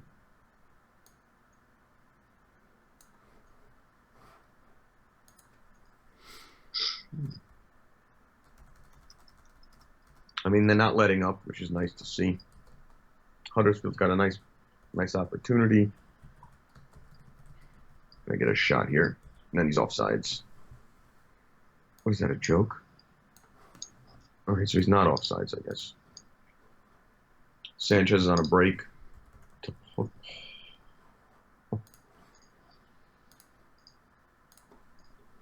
will have the call in after the show, as people can probably hear. I'm just sort of setting it up in these last few minutes of the game. It's always a bit of a rush on to do it, but at least we're looking comfortable. We've got about 10 minutes left, so 82 minutes. A little bit early, Jared, but who's impressed you and who's not impressed you in this United performance tonight? Sanchez has been unbelievable. I think Pogba's been great to watch, and I like Valencia and Shaw. I think they're playing really, really well. To be honest, I don't think anyone was terrible today. I think it just took them a little time to kick on. So, average performance from a couple of people, but I think the standout was Sanchez to me. I think he was always doing something, creating something, tracking back. I think he was the guy. And once Pogba came on, the game was much calmer for us.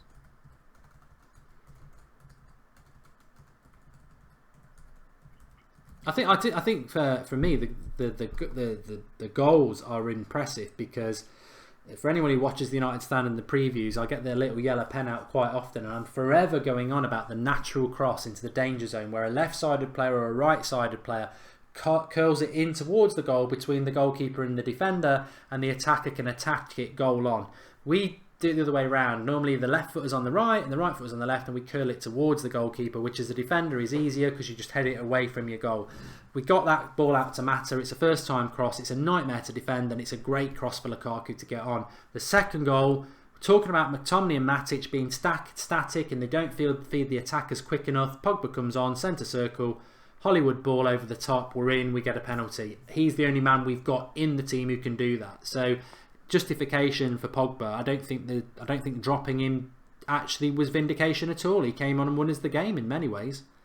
Yeah, I agree. I mean, again, until you are not going to trust Mourinho, you have to believe that any decision he makes, even if you can criticize it, there's a reason to it.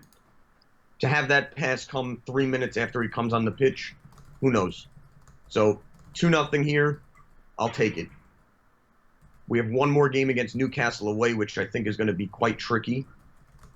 But again, they got their own things going on. So, tell you think we have bad ownership. And then Chelsea, the 25th, which I'm honestly trying to head to from America, which would be fun. You're trying to come over, are you? Yeah. Try to get over a few times a year to see him. But I would love to see that game. I think that game's going to go down in history no matter what happens. I think it's certainly one of the first games in a long time where the press have sort of built it up and actually had that real hatred between two managers that both have sort of backed up and said, we don't like each other. I'm sure they'll shake hands, but they don't like each other. It's not like, we know Pep and Mourinho don't like each other, but for the cameras, they hug and there's respect and everything like that. Then you're not going to see that between Conte and Mourinho. And all week, that game is going to be fantastic to build up to. And Manchester United will win that. I was at the Chelsea game last April, and Mourinho had the measure of them, and the crowd were fantastic, and we dominated them, and I think we would do that again. But it's going to be a great game, and I think that if we can win today, which we will, and if we can beat Chelsea and we can beat Newcastle next week, I think Spurs will lose to Liverpool tomorrow. I think by the end of February we can almost have top four more or less sorted out, which will give him more freedom to play people like McTominay in games like this in April. which I wouldn't be opposed to doing it. If he thinks this lad's ready, we need to see more of him so he can keep developing. Yeah, I agree. And we can focus more on the Champions League and the FA Cup then. I think whether we get second or third, yeah, of course it's nice to finish above Liverpool, but if Liverpool want to celebrate finishing above us in the league and that's second, they can have it, because let's all accept we've taken the L on this season because Man City are finishing above all of us. So I ain't too bothered about second or third. I'm more bothered that we get in the Champions League and then we do well in the Champions League and the FA Cup this year. Yeah, I want to just stay out of the qualification round for the Champions League, and I'm happy. Yeah. This year, once we're not going to win the league, you move on, right? Apparently that's gone now. I'm not 100% sure if that is right, but apparently that's gone this year. Rashford's taking it up. Oh, beautiful pass. Martial, beautiful pass. Alexis, could he get the brace? Oh, he dribbled it out. He's out wide. A little too futzy with the ball. Beautiful setup by Martial, though. Beautiful. They're going to start turning on. We got 88 minutes. Game almost done, 2-0. Pogba's still controlling the game. You know, you get a half a game without a guy like Pogba, and you see how talented he truly is. I mean, he is one of the best midfielders in the world. It's not even close. What he can do in a game is incredible.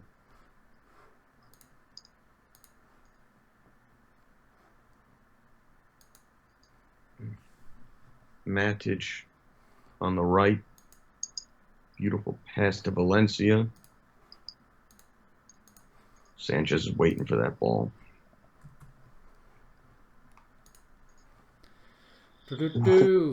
Well, thanks everybody for watching. As per usual, we will have the match reaction hour after game where you can call in and have your say.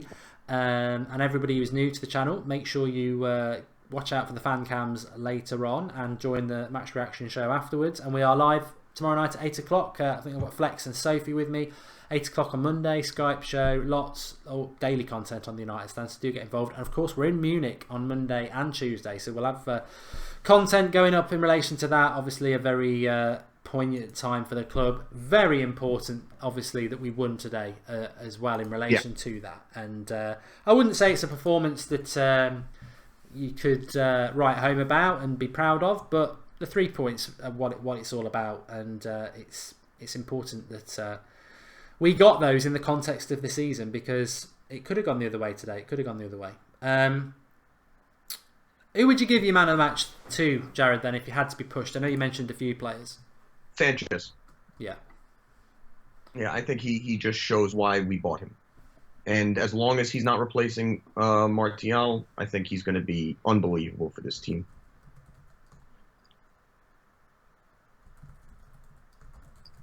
You?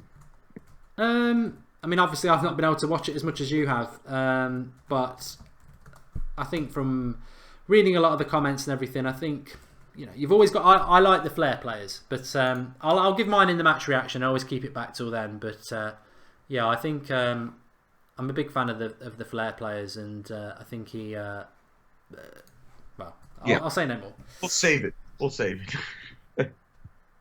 But again, great, no goals up, good defense. They sorted that problem out. I think if we can get Jones away, that would be nice. I've had it with him. Yeah, totally out of the team. I mean, the Herrera one's interesting as well. Maybe somebody might call in about that. I mean, remember, it's not just about the game. We want your calls about anything. You might want to talk about Mourinho and what he's done today. I'm sure there'll be lots of different opinions about it. So do give us a call on that. But thanks for coming on anyway, Jared, again.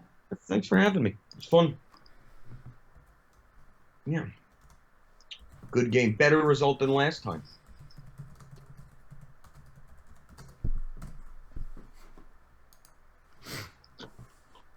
Not done yet. Ooh. All right.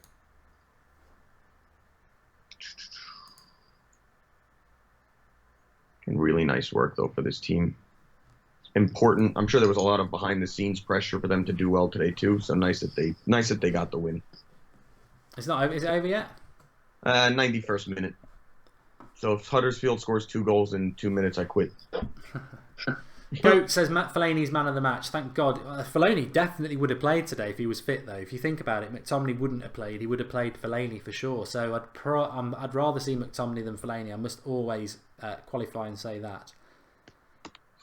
Yeah, I mean, like I said, I'm curious to hear what people have to say about Jose basically bending down to Fellaini to get him to sign a contract. I have to feel like people think that's a negative, but who knows? Maybe people like him. I'd love to find someone who does. I'd love to see somebody call in about that. Anyway, the game is done.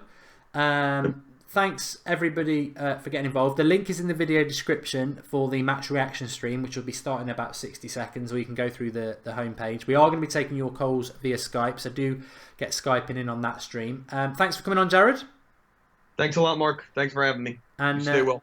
You too, pal. Take care. And I'll be live again in about 60 seconds on the link in the video description or through the homepage for the match reaction. And we'll be taking your calls on the game. So get involved, and I'll see you very, very soon. See you guys. Have a good one.